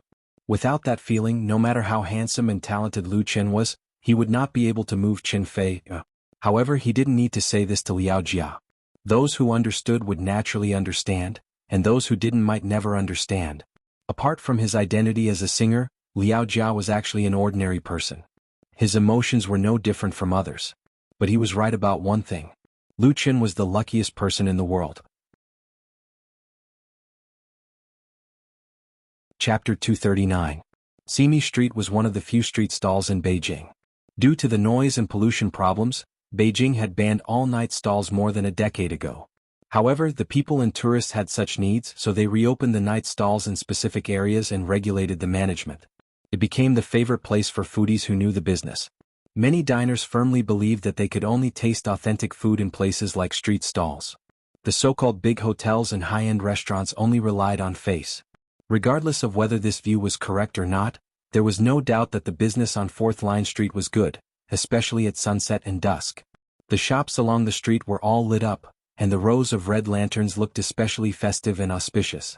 The entrances of those street stalls and restaurants were filled with tables and chairs. There weren't many empty seats at mealtime. The air was filled with the fragrance of all kinds of delicious food. Steamed, boiled, stir-fried, fried. It made people feel that life was beautiful. Simi Street was a pedestrian street, so cars could only be parked in the parking lot outside. When they got out of the car, Liao Jia put on a pair of sunglasses and gave one to Lu Qin. "Bring it along. People like us aren't ourselves anymore." Lu Qin pondered over the deeper meaning of his words and did not refuse his kindness. He put on his sunglasses. The stall that Liao Jia brought Lu Qin to eat at was called Old Zhu Sichuan Restaurant. Its main dish was authentic Sichuan cuisine, and it also sold spicy crayfish. Its business was even more prosperous than the stove in front of the door. But there was a small table outside reserved for them. Liao Jia naturally sat on the white plastic chair and said with a smile, "Shaoli knows the boss, so he called in advance to reserve a table. Otherwise he wouldn't have found an empty table now." Shaoli was the energetic young man with a crew cut. He was Liao Jia's assistant and driver, the kind of person who didn't speak much. Lu Qin sat opposite him and said with a smile, "Then let's have a taste of the chef's cooking." Shaoli waved his hand and asked the waiter. He first asked for Liao Jia and Lu Qin's opinions before he began to order. Pickled fish with pickled cabbage and chili, mapo tofu, twice-cooked pork, duck blood curd, and 5 pounds of spicy crayfish. "I want a big one." After Shaoli finished ordering, Liao Jia asked Lu Qin, "Is there enough food? Why don't you order some that you like?" Lu Qin said, "That's enough. Thank you, brother Liao." Liao Jia said with a smile, "You don't have to thank me yet. Since you're eating with me, you have to drink. How about some beer?" Based on his usual temper, he would definitely make Lu Qin drink Red Star Erguo to the moment he caught him. However, although he was unhappy with Lu Qin, he still admired Lu Qin's talent in composing and gave him face. When Liao Jia first heard the song In the Spring by the Bionics, he was really shocked. Later, when he heard that it was written by a young man in his early 20s, he couldn't believe it. In this aspect, he admitted defeat to Lu Qin and had been looking for an opportunity to meet Lu Qin. In the end, before he even met Lu Qin, he found out about the relationship between Lu Qin and Qin Fei, from Tan Hong. At that time, Liao Jia really felt like he was in deep shit. In short, Liao Jia's thoughts were very complicated. It wasn't that he wanted to be jealous of Lu Qin or anything. He was not that narrow-minded, but he was really unhappy that he couldn't vent his anger. So, today he took the opportunity to stop Lu Qin. The most important thing was that Liao Jia wanted to see what kind of man Qin Fei, chose was. Moreover, Tan Hong deliberately introduced Lu Qin to him, obviously hoping that the two could become friends. If one wanted to be Liao Jia's friend, one couldn't not drink. Lu Qin pondered for a moment and said, "Okay." Snap. Liao Jia snapped his fingers and said, "Buddy, bring us 2 more boxes of Budweiser." The 2 boxes of Budweiser were delivered first. Shaoli skillfully tore open the seal and took out 2 bottles of beer, one for Liao Jia and one for Lu Qin. Liao Jia held the bottle, unscrewed the cap and said to Lu Qin, "Come, let's have a drink first." Lu Qin couldn't help but laugh. He also opened the bottle and clinked it with the other person's bottle. Cheers. He now had a better understanding of Liao Jia's temperament. The evaluation of Liao Jia in the circle was mixed. Unlike Tan Hong, who everyone respected, some people thought that Liao Jia was easy to get along with, straightforward, and didn't play dirty. Others thought that he was too arrogant and liked to scold people and lose his temper. Today he really lived up to his reputation. Lu Qin knew that if this kind of person had a good temper, then they could become excellent friends. If they didn't, then no matter how you looked at them, you would hate them. Staying away from them was the wisest choice. If they couldn't afford to offend them, then they could avoid them. Liao Jia liked Qin Fei, and even pursued her, but in the end he didn't succeed even after 10 years. If he could still smile and call Lu Qin brother, then Lu Qin would definitely hide as far away as possible. Now that he came to talk to Lu Qin directly, it was obvious that he was able to take it easy and didn't have any bad intentions. However, he was definitely still unhappy. Drinking with Lu Qin was just a way to vent his anger. At this time, if Lu Qin still hesitated and refused, not only would he lose face, but he would also be looking down on Liao Jia. Therefore he happily drank a bottle of wine. Of course, Lu Chen's alcohol tolerance couldn't be compared to a real drunkard. However, drinking beer with a very low alcohol content, it probably wouldn't be a problem for him to drink until he was full. Also, this kind of hardcover Budweiser was only 330 milliliters, so the pressure was even lower. After each of them drank a bottle, Liao Jia was a little satisfied. Not bad, like a man. I hate those little fresh meats the most. They have oily hair and pale faces. Just looking at them makes me want to puke. Another bottle. Lu Chen drank 3 bottles with him without changing his expression. Liao Jia put down the empty bottle, let out a long breath of alcohol and said, "Awesome." Lu Chen laughed, opened another bottle and said, "Here's to brother Liao." It was impolite not to reciprocate. People respect me a foot, I will respect them tenfold. Although Lu Chen has 3 rich life memories, he is far more mature than his peers and calm in the face of trouble. However, this didn't mean that he didn't have a temper. If it was any other newcomer, they would definitely tremble in fear when facing a big brother like Liao Jia, not daring to go tit for tat. Lu Chen wasn't like that. He didn't ask for anything from Liao Jia, so he didn't have any fear in his heart. Since he wanted to drink, he couldn't let the other party control the rhythm. Liao Jia was a little surprised, but he didn't show any weakness. Without thinking, he opened a bottle and drank with Lu Chen. Another 3 bottles were drunk. The 2 only had a lunchbox at noon. In the afternoon, they were filming a music video at the orphanage, so their stomachs were already empty. After drinking 6 bottles of Budweiser, Liao Jia's face began to turn red, and he was a little tipsy. In contrast, Lu Chen's expression didn't change. He was still the same as before. He never showed his face when he drank, even when he was drunk. Liao Jia suddenly had a bad feeling because he couldn't judge Lu Chen's alcohol tolerance. People who drank were most afraid of meeting this kind of opponent. Getting Lu Chen drunk to vent his anger seemed to be a wrong choice. Fortunately, the hot dishes were served at this time. Liao Jia quickly said, "Let's eat first." The craftsmanship of Lao Zhu's Sichuan restaurant was really good. The dishes were authentic, especially the fish with pickled cabbage and chili. The meat was so tender that it melted in the mouth. The 4 distinct flavors were sour, spicy, numb and fresh. Lu Chen was full of praise for it. The spicy crayfish was also very good. A large basin full of peeled meat was eaten, and he simply couldn't stop. Because he couldn't figure out Lu Chen's background, Liao Jia no longer tried to compete with Lu Chen in drinking. Instead, he slowly fought a war of attrition bottle by bottle. Even so, he didn't ask his assistant, Shaoli, to help him deal with Lu Chen. After drinking too much, Liao Jia's chatterbox also opened up and he rambled on about a lot of things. It was all old events, mainly about rock and roll. He said that when he and the Black Ravens held a concert in the Capitol Workers' Stadium, tens of thousands of rock and roll fans roared in unison. Thinking about it still made his blood boil. Now he was making a lot more money than before, but he could no longer find that feeling. He didn't even dare to hold a concert for fear of being scolded by the fans of national rock. He was the traitor of national rock. Lu Chen drank and listened more than he spoke. He could feel the hesitation and pain in Liao Jia's heart. For those former rock and roll singers, survival or death was really a big problem. Gradually, more and more empty bottles were placed on the table. Liao Jia's face was red from drinking, and his tongue was loose from talking. Lu Chen was also a little drunk. "Sir, would you like to order a song?"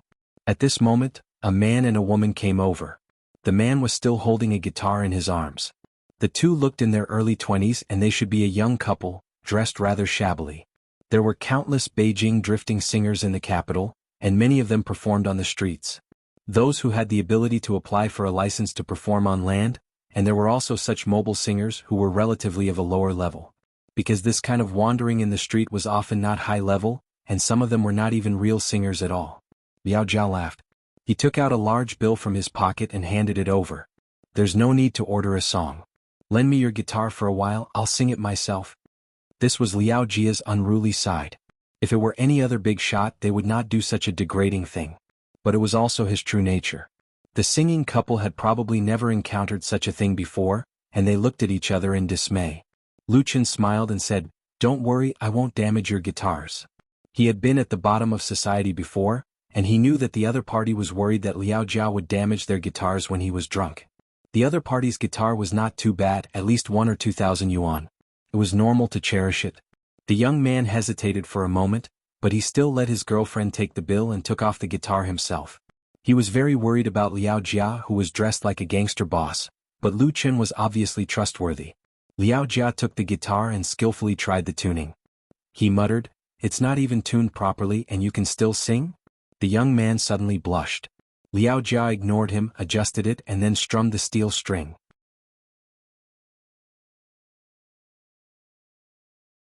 Chapter 240. 4th Street was very lively at night, and the doors of the food stalls and restaurants along the street were full of diners. Liao Jia's temperament was different from ordinary people. He didn't care whether he would expose his identity in public or not. When he was drunk, he borrowed the guitar and sang on the spot. His style could be described as bold and unrestrained. However, there were very few rock singers who didn't know how to play the guitar, and rock singers had the highest number of guitar masters. Liao Jia's guitar playing was definitely at the master level. Without even using a guitar pick, a series of passionate notes poured out from his fingers. The original owner of the guitar was stunned, and it also attracted the attention of many diners around them. Lu Chen couldn't help laughing. Because Liao Jia was talking about "In the Spring," but he added his own things in the prelude. This national idol definitely lived up to his reputation. I still remember the spring many years ago when I hadn't cut my long hair. No credit card, no home with 24-hour hot water. But I was so happy at that time, although I only had a broken wooden guitar. On the street, under the bridge, in the field, singing the song that no one cared about. Liao Jia's singing was deep and hoarse. Because he had drunk a lot of wine, he couldn't give full play to his strength, and he didn't control his breath very well. But listening to him sing, "In the Spring," at the top of his voice in this bustling downtown still gave people a very shocking feeling. The diners on 4th Street had seen many singers in the food stalls, so they were already used to it.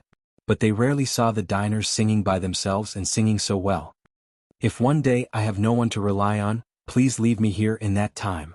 If one day I leave quietly, please bury me here in the spring." At the climax of the chorus, strong emotions gushed out. Liao Jia's face turned purple, and the blue veins on his neck and forehead bulged, as if he had exhausted all his strength. The sonorous sound of the guitar seemed to knock on everyone's heart. At this time, the passers-by all stopped and some raised their mobile phones. Even Lu Chen was infected by his singing. After Liao Jia sang the first time, he nodded at Lu Chen, indicating that he should sing as well. Lu Chen replied with a "ha," and did not reject Liao Jia's invitation. He picked up an empty bottle on the table and held it upside down as a microphone, singing along with the accompaniment. Lu Chen was also a little drunk. His singing style of "In the Spring" was obviously different from Liao Jia's. It was not rough and hoarse, nor did it have the deep vicissitudes of life, but it contained the same burning emotions. I still remember those lonely spring days when I didn't even have a beard, no Valentine's Day, no presents, no my cute little princess. But I don't think it's that bad, even though I only have illusions about love. In the morning, in the night, in the wind, singing the song that no one cares about. This wasn't the first time Lu Chen had sung "In the Spring." Although he had sold the song to the Bionics, he still liked this song very much. However, from the first time he sang this song to the second time, his life had changed tremendously. The emotions of the song were also very different. He had more life insights that belonged to him. Singing to his heart's content, Lu Chen ignored the gazes from the surrounding people and sang with Liao Jia. They were like two crazy people who had too much to drink. But a crazy person who could play the guitar so well and sing so well, perhaps he could only find one in Beijing. Awesome. After singing "In the Spring," Liao Jia growled and picked up the beer on the table and drank it all in one breath. Clap, clap, clap. There was uneven applause around and someone whistled loudly. There were also foreigners among the diners who gave the two a thumbs up. Liao Jia put down the guitar and then returned it to the young man who sang. The young man took the guitar and asked tentatively, May I ask if you are that? Liao Jia was wearing sunglasses, but the sunglasses couldn't cover his whole face. The more he looked, the more familiar he felt. Liao Jia laughed and said, "You want to ask if I am Liao Jia? Many people have asked me. In fact, I feel that I am more handsome than Liao Jia and I sing better than him." The young man was speechless and lost interest in continuing to explore. He continued to sing with his girlfriend to make money. He thought about it and realized that it couldn't be Liao Jia, but the person in front of him could totally be on the Celebrity Impersonator show. "Friends, sing another song." The young couple had just left when someone at the next table shouted, "Sing a few more songs, I'll pay the bill."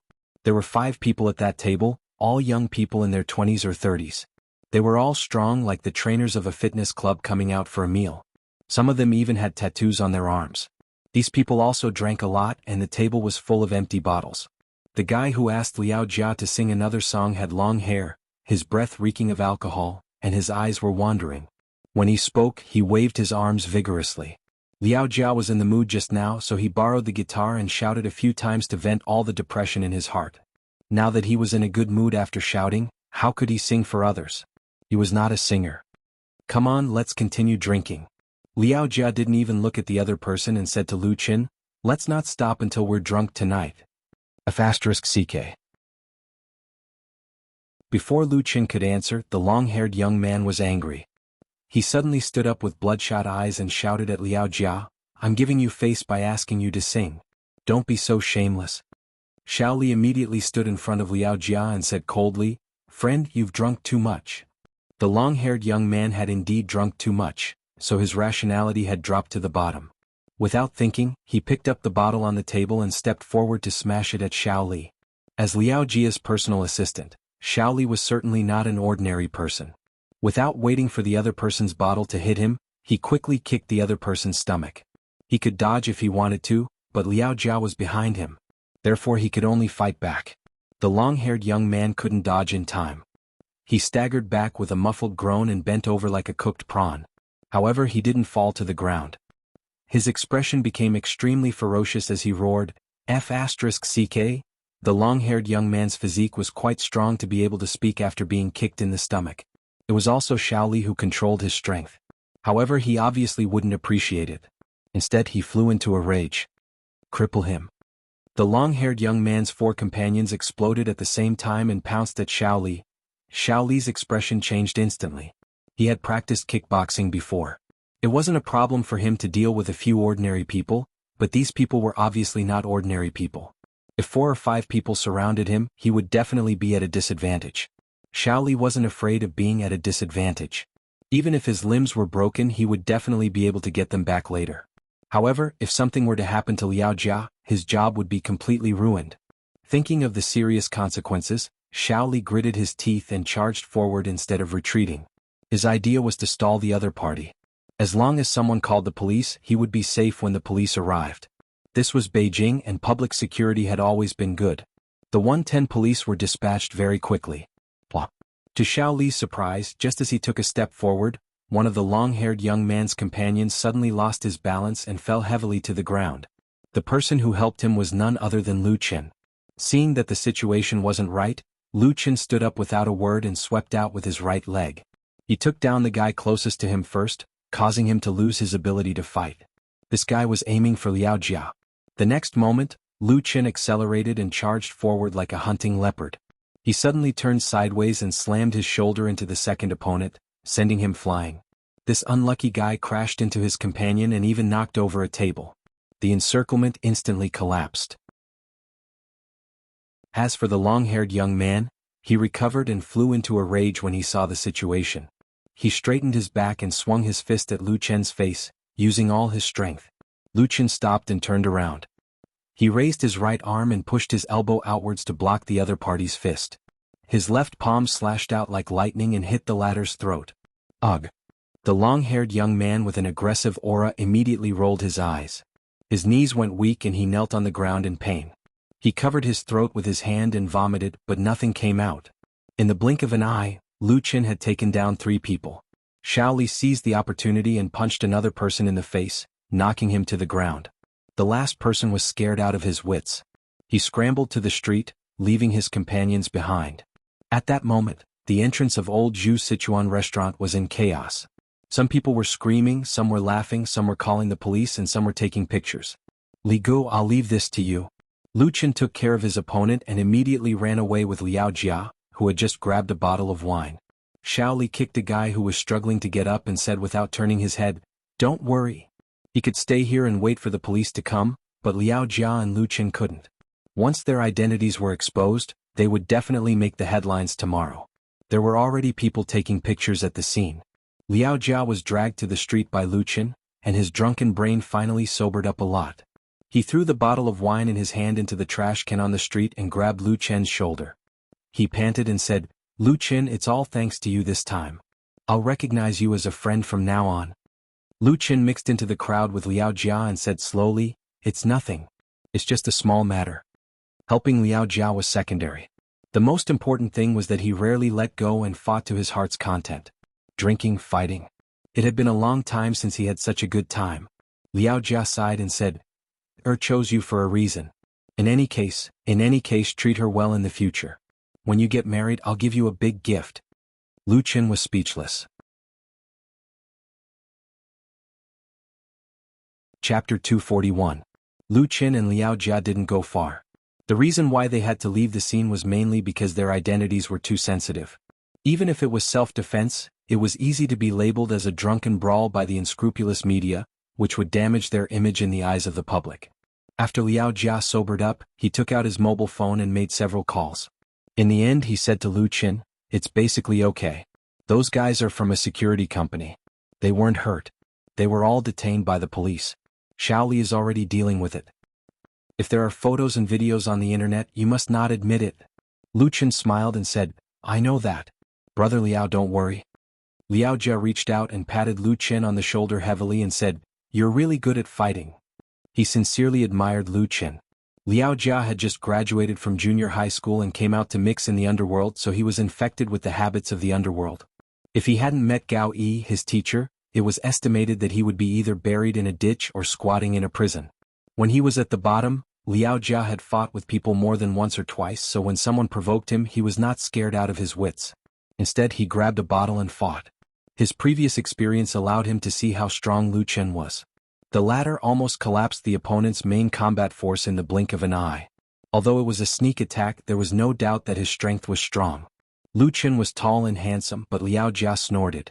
Lu Qin was talented, so Liao Jia had to look at him in a different light, but Lu Qin's fighting ability made him really admire and be convinced. This was the result of his character and life experience. Coupled with the effect of alcohol, Liao Jia said, Lu Qin, we will be brothers in the future. If you encounter anything in the capital that you can't solve, just come to me. He patted his chest loudly. Lu Qin didn't know whether to laugh or cry. He finally understood why people in the circle had such an evaluation of Liao Jia.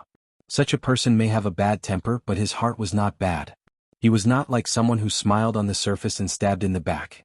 Lu Qin said, Brother Liao, ding ling ling. Just as he opened his mouth, his phone rang. I'll take this call first. It was actually Qin Feier who called Lu Qin. The Heavenly Queen seemed to be very angry and asked bluntly, Is Liao Jia with you? Lu Qin, Qin Feier said, give him the phone. I have something to say to him. Lu Qin had no choice but to hand the phone to Liao Jia. Yours. Liao Jia was surprised. Who is it? Why would anyone call Lu Qin to look for him? He could not figure it out. Lu Qin smiled bitterly. Intuition told Lu Qin that Qin Feier must have found out about what had happened just now and was here to punish him. Wasn't this news spreading a little too fast? Liao Jia was not a fool. When he saw Lu Qin's expression, he immediately understood. Sister-in-law? Well, Qin Feier had become sister-in-law in his mouth. His expression changed. He waved his hand and said, I won't take it. Just tell sister-in-law that I know I was wrong. I promise that such a thing will never happen again. Lu Qin was taken away by Liao Jia.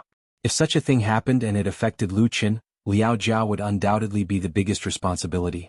He was a veteran. Even if the fight was exposed, he did not need to care too much. Lu Qin could not. His original reputation was very good, and his career was on the rise. It was the time to accumulate popularity. Any flaw in his character could have a very bad impact. It was normal for Qin Feier to be angry. Not only did Liao Jia not pick up Qin Feier's call, but he also left. I'm going to look for Shaoli. You can take a taxi back. I'll reimburse you after the fare. It's safe this way. Lu Qin was completely speechless. This guy was an old hooligan. In desperation, he could only say to Qin Feier, Did you hear that? Brother Liao ran away. The monk can run away, but the temple can't run away. Qin Feier said angrily, I will settle this debt with him. In the future, when you see him, take a detour. The Heavenly Queen nagged a lot to Lu Qin on the phone. She obviously did not like Liao Jia very much. She said that she was afraid that Lu Qin would be led astray by the latter and that he should be careful. Qin Feier even blamed Lu Qin. Why was he so impulsive? Lu Qin was speechless. In fact, Lu Qin felt that Liao Jia was not a bad person and could be friends. Of course he would not say this to Qin Feier, who was in a rage. To be honest, this was the first time Lu Qin had seen Qin Feier so angry, even though it was over the phone. It was quite refreshing. After Qin Feier finished scolding, he probably felt that he was putting too much pressure on Lu Qin, so he asked softly, "Where are you now? Let me pick you up." Lu Qin quickly said, "There's no need to trouble yourself. I'll take a taxi home myself." Qin Feier thought for a moment and said, "Then go back and rest early. I will help you keep an eye on this matter." Lu Qin said, "Thank you." Qin Feier said softly, "You don't have to be so polite. I miss you a little." Lu Qin couldn't help but feel a warmth in his heart, and his blood suddenly surged. "Then shall I come to find you now?" If he had known, he would have asked her to pick him up just now. Qin Feier smiled and said, "Go to bed early, good girl." She kissed him on the other end of the phone. Lu Qin was speechless. After leaving Siming Street, he stopped a taxi and went back to his apartment. The conflict that happened at the entrance of Lao Zhu's Sichuan restaurant that night did not cause any ripples in or out of the circle. Some people posted photos of the scene on their blogs, mainly suspecting Liao Jia. But because there was no behind-the-scenes manipulator, coupled with Liao Jia's public relations, several blog posts disappeared silently. Top-level stars usually have a strong public relations team behind them, which has a great influence on the media. It is very easy to control such insignificant matters. For example, the account that posted the blog post was quickly blocked on the grounds that it was a stolen account and posted bad advertisements. And from beginning to end, Lu Qin's name did not appear. However, on the 5th day after returning to Beijing, on the evening of November 21st, he appeared in the banquet hall of Regent Hotel. Regent Hotel was a famous 5-star hotel in Beijing. Lu Qin has been here more than once. The last time he came to this hotel was to attend the wedding of Qin Jianhao and Sister Na. And this time he came to participate in the MSN Platinum celebration and fan meeting of Flying Stone Records. On November 5th, the MSN Beautiful Girl group of Flying Stone Records officially released their debut album, Not Yet Lovers. The album was sold simultaneously on QQ Music website and crowdfunding website. So far, in 17 days, the total sales of Not Yet Lovers has exceeded 500,000. The number of downloads and purchases on QQ Music website was more than 350,000, and the number on crowdfunding website was more than 140,000. Such a result was simply amazing. More than a decade or two ago, it was normal for A-list or even B-list singers and stars to sell hundreds of thousands of cassettes and CDs in more than half a month as long as the publicity was in place. The total sales of an album of those real superstars were often in the millions. But now it was no longer possible. The great development of online media and entertainment industry had led to the proliferation of piracy. Even a big shot like Qin Feier has not sold more than 1 million albums in recent years. In fact, it was not easy to get the platinum record certification. As for those 3rd and 4th tier singers, an album was at most hundreds of thousands, and they had to use other means. Tens of thousands or even thousands were normal. MSN Beautiful Girl Group was a girl group that was just launched by Flying Stone Records this year. It was a card played by this veteran record company in order to compete for the young people's market after it was transformed into an entertainment company. Because of several failures, Flying Stone Records invested a lot of resources and funds in the building of MSN. The cost of the album, Not Yet Lovers, alone was more than 10 million. This kind of spending was rare even in Beijing, where entertainment companies were as numerous as the hairs on a cow. Therefore, in the eyes of people in the industry, it was normal for Not Yet Lovers to do well, and it was abnormal for it to do poorly. However, no one expected that MSN would be so popular. Not to mention the big seller of Not Yet Lovers, just the pre-funding on the crowdfunding website, the 688 copies of the limited peripheral package with the highest price of 1,888 yuan were all sold out. With this, Flying Stone Records could earn almost $1 million. Therefore, although many people in the circle questioned the amazing sales of Not Yet Lovers, Flying Stone Records still held a platinum commemorative conference with satisfaction and invited their peers and MSN fans to congratulate them. As the creator and producer of the title song of Not Yet Lovers, Lu Qin was of course also invited. Lin Jijia personally came to Lu Qin's studio to deliver the invitation. The music director of Flying Stone Records told Lu Qin that the results of Not Yet Lovers were real. Originally, the company had prepared the money to buy the chart, but later found that it was not needed at all. The sales volume on the first day was shocking, and even the people inside the company exclaimed in disbelief. This platinum record was full of gold and could stand up to any investigation, so the celebration was completely justified.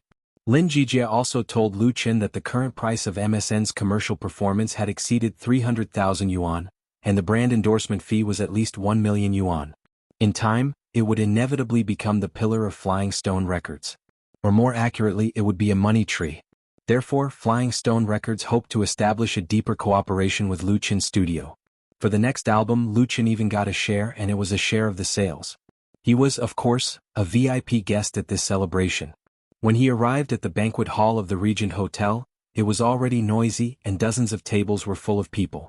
The big stage in front was decorated with flowers, and the big LED screen was playing the highlights of MSN's MV shooting and their life records. The senior executives of Flying Stone Records were standing on the red carpet. Everyone's face was full of warm smiles. Teacher Lu. As soon as Lu Qin came in, someone immediately greeted him. Chapter 242. At the celebration party of Flying Stone Records, there must be very few people who didn't know Lu Qin. It was normal for someone to greet him when they saw him. Now Lu Qin was also qualified to be called a teacher. He supervised MSN's debut album. That was how one's status was built up step by step. But Lu Qin didn't know the guy who greeted him at all.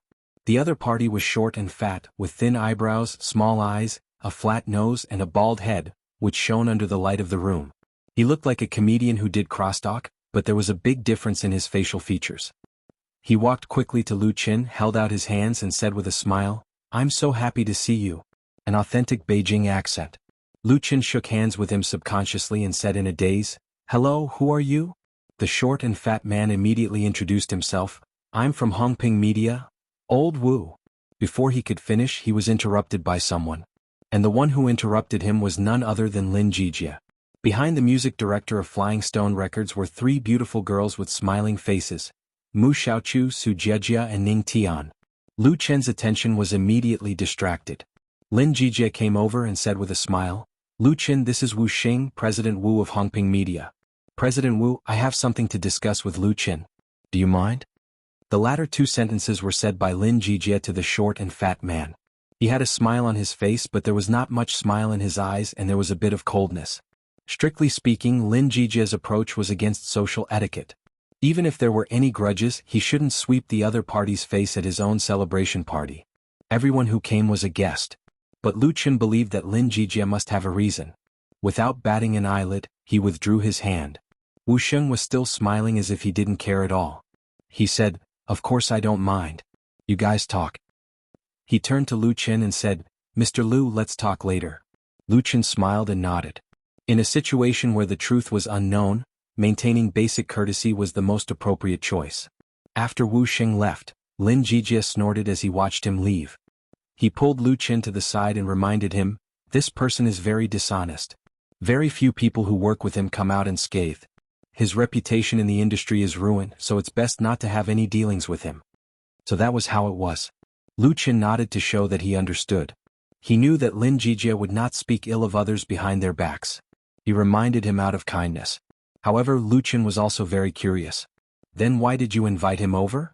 Lin Jijie said helplessly, "Someone in our company is very familiar with him, so we gave him an invitation. The bigger the company, the more complicated the situation. The water in the entertainment industry was even more bottomless." Lu Qin smiled and said, "Aren't you afraid of offending him?" Lin Jijie said disdainfully, "Why should I be afraid of him? By the way, he has a very good relationship with Jin Hongwei." Jin Hongwei? Lu Qin hadn't heard of this name for a long time, but he would never forget it. The grudge between him and Jin Hongwei was very deep. Just this point alone was enough for Lu Qin to keep a respectful distance from Wu Sheng. He didn't want to get involved with him. However, he had already remembered this person. Seeing that Lu Qin understood his good intentions, Lin Jijie was also happy. He waved and said, "Little Mu, come here." He called the three beautiful girls over. In fact, Mu Xiaochu had been following behind. Seeing Lin Jijie's gesture, they all stepped forward and stood in front of Lu Qin. They bowed and said, "Thank you, Teacher Lu." They were sincerely grateful to Lu Qin. Whether it was Mu Xiaochu, Su Jiejia or Ning Tian, they were all unknown students or newcomers a few months ago. Now, MSN has become a rapidly popular girl group. Not to mention the benefits just walking on the street, the probability of them being recognized was 100%. Lin Jijie said that the person they needed to thank the most was Lu Qin. In the pop music industry, there has always been the saying one song becomes famous. A classic song can make a newcomer popular. Although there is still a need for publicity and packaging, there is no hard work to rely on, and hype can only succeed for a while. There are many girl groups like MSN who take the youth idol route in China. Flying Stone Records has set up too. However, most of the girl groups are either disbanded or struggling half-dead, and there are very few who really succeed. Some of the members of these girl groups are not worse than MSN, but they did not achieve the success of MSN. The reason, in addition to resource input, luck, timing, etc., was that the most important thing was that there were no good songs that could be sung in the streets. Good songs and good singers complement each other. The reason why the album Not Yet Lovers was so popular was that the promotion of Flying Stone Records contributed a lot, but more importantly, Lu Qin tailored and produced 3 songs for MSN, including the title song. From the evaluation of fans and listeners, it was Not Yet Lovers, Where's Love, and He Still Doesn't Understand, that made this album have the quality and potential of platinum and won the love of countless people. In the latest issue of the original music chart, all 3 songs were ranked in the top 20. Among the other works in the same album, only one barely squeezed into the chart and it was still at the bottom. Lu Qin's star-holding skill can be seen at a glance.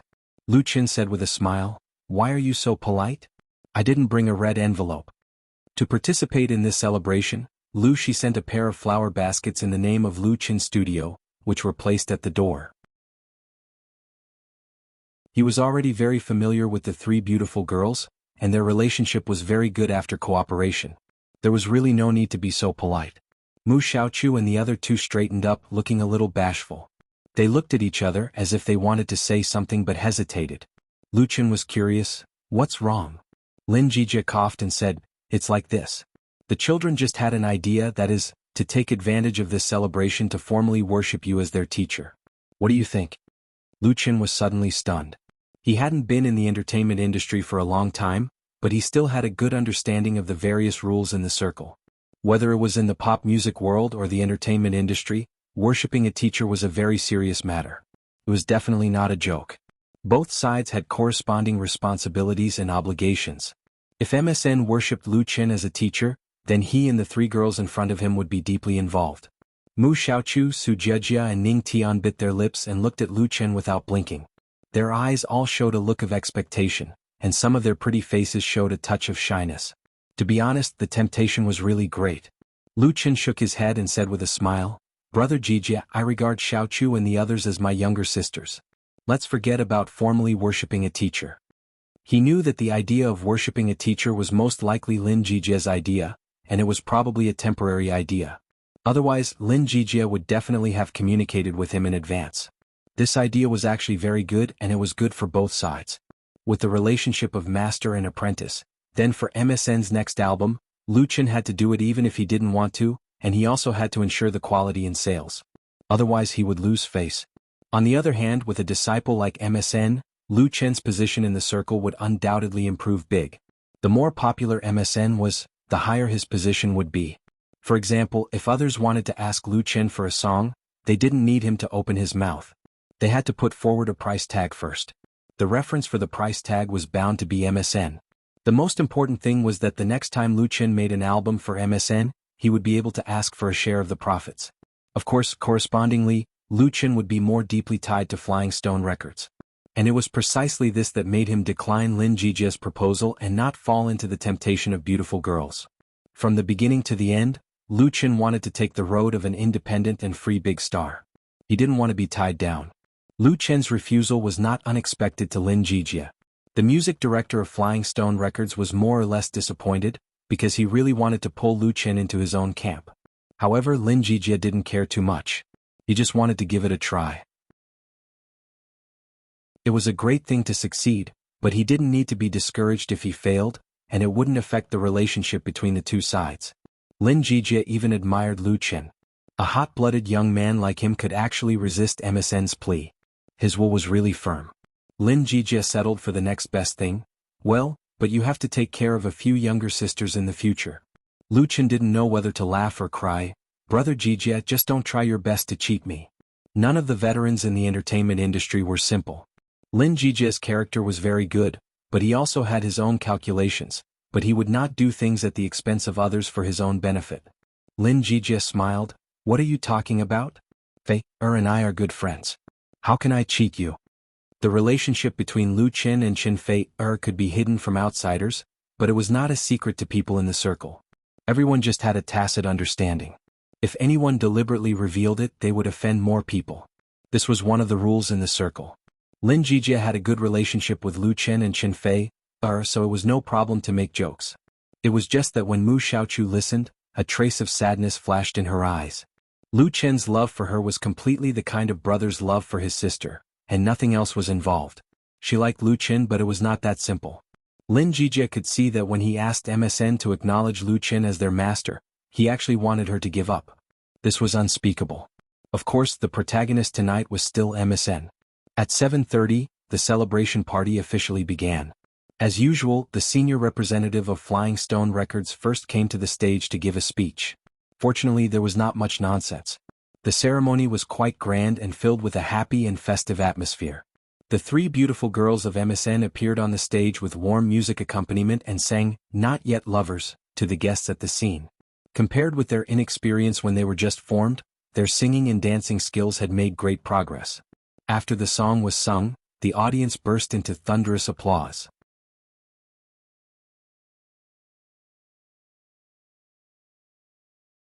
Chapter 243.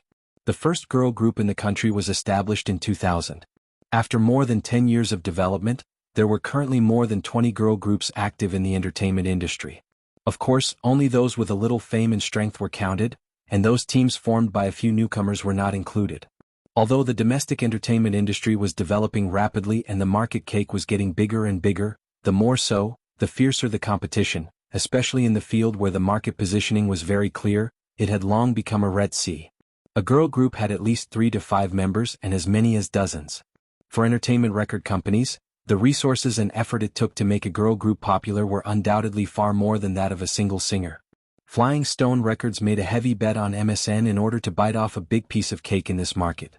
Unlike most girl groups, especially those in Japan and South Korea, in the industry's view, the timing of Flying Stone Records' launch of MSN was not very suitable. They rushed into battle without full preparation and seemed too eager for success. Like the girl groups in South Korea, most of the members were carefully selected from the trainees of the brokerage company. They studied hard for several years and had a very solid basic skills. Even so, they may not be recognized by the market and the elimination rate was very high. Among the members of MSN, Su Jiejia was still normal. She was originally a trainee, and there was no problem with her foundation. Ning Tian graduated from the Academy of Music, but after all, what she learned was different. As for Mu Xiaoqiu, he was even worse. He was a student of Beijing Institute of Foreign Languages, and only gained a little fame through singing China, and the others were not worth mentioning. Such a team should have needed at least a year and a half to be qualified to appear. But Flying Stone Records violated this rule. MSN had just been established and released its debut album, and spent a lot of money to package and publicize it, and it was also a great success. Therefore, many of the peers who were invited to support them came to enjoy the performance of the three beautiful girls on the stage with a mentality of envy, jealousy and hatred. It was undeniable that after the promotional tour all over the country some time ago, the three girls had been trained. Their accompanying dancers' singing couldn't be said to be perfect, but at least it was pleasing to the ear. The cheers of the fans sitting in the banquet hall could almost overturn the ceiling. At this Platinum Celebration meeting, Flying Stone Records generously invited 280 members of the Mission Support Group, that is, real Iron Rice fans, to participate. Many members from other places even reimbursed their travel and accommodation expenses. It was worth mentioning that the other 70 participants were given to Lu Chen's fan club, Lu Jiejun. The reason was very simple. Since Lu Chen and MSN started to cooperate, Lu Jiejun had established a good relationship with the MSN support group. Lu Jiejun had long regarded Mu Xiaoqiu as Lu Chen's sister and affectionately called her little sister Xiaoqiu. With this relationship, coupled with a natural love for beautiful girls, Lu Jiejun contributed to a high proportion of MSN's album sales. If platinum record is a bright metal, then Lu Jiejun's contribution is indispensable. And for this, Flying Stone Records was not only happy to see it, but even vigorously promoted it. If it weren't for the limited reception capacity of the banquet hall of the Regent Hotel, the number of places would definitely be increased a lot. After the first song Not Yet Lovers was sung, Ning Tian asked with a smile, "Thank you everyone. So which song do you want to listen to next?" In MSN, Ning Tian was the oldest. She was 20 years old and came from the Northern Conservatory of Music. She could be regarded as a real professional background. She had the best figure and was the most beautiful. She had been determined to be the captain of MSN. Fans liked her eyes the most. When she smiled, it seemed to speak, which made people involuntarily attracted. As soon as Ning Tian's voice fell, a fan immediately shouted, "Love." He still doesn't understand. Apart from Not Yet Lovers, there were basically only these two songs.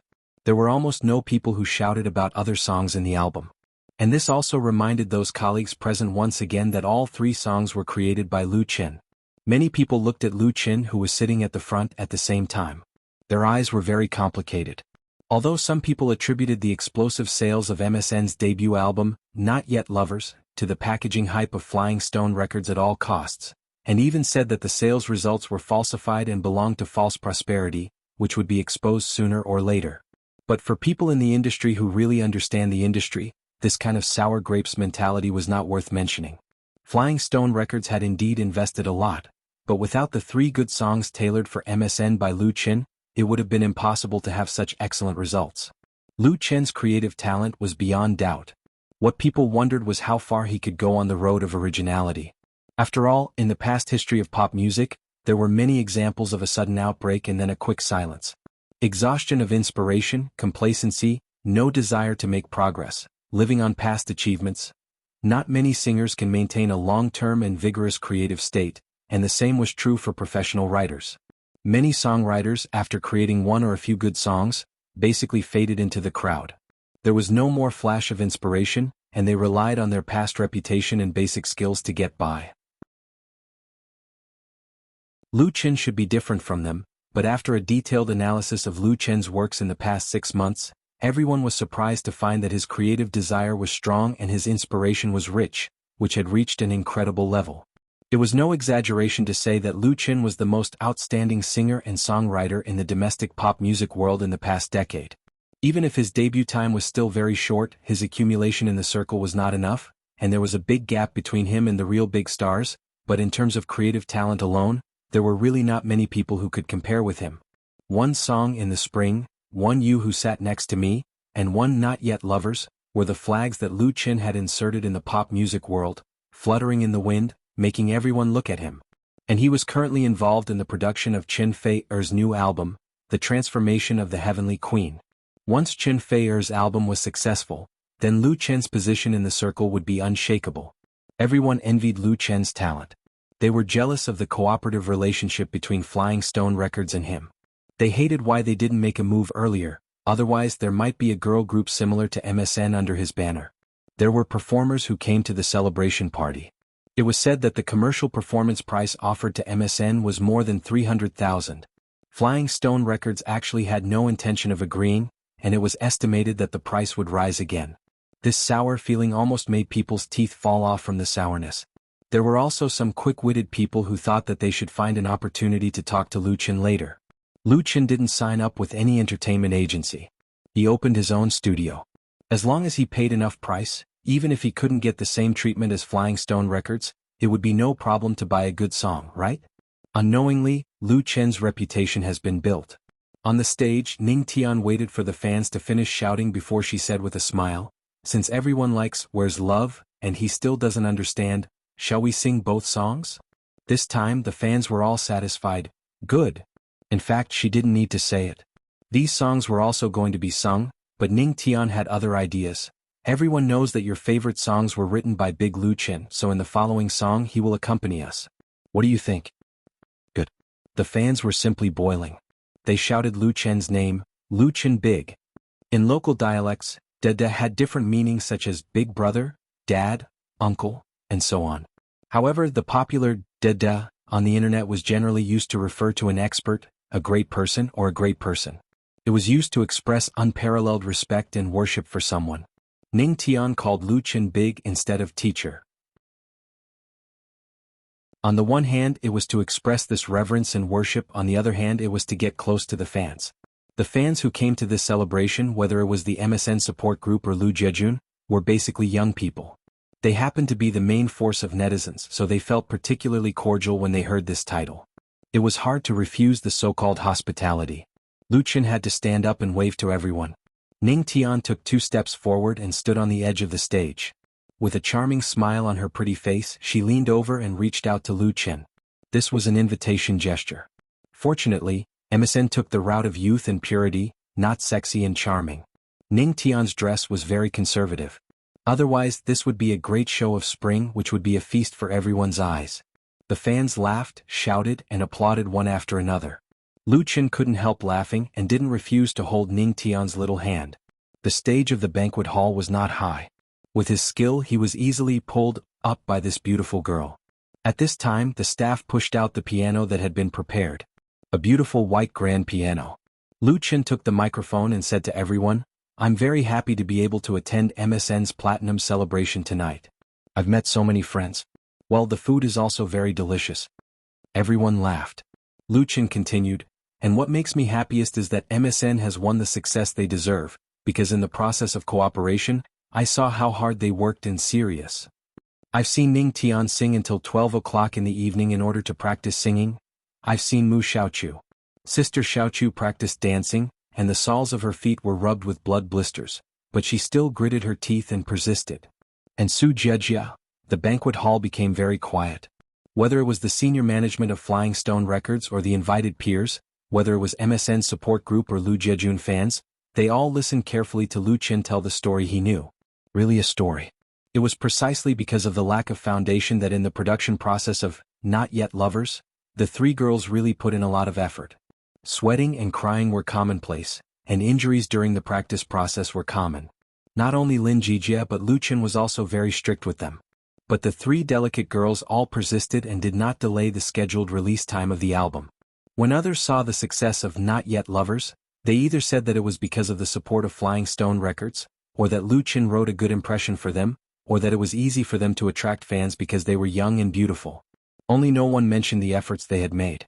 So at this moment, what Lu Chen wanted to tell everyone was that their success was not a fluke. You're tuning in to the Han Li's Wuxia Chronicles YouTube channel. We're so grateful for your support, and don't forget to subscribe to join us on this incredible journey through captivating stories.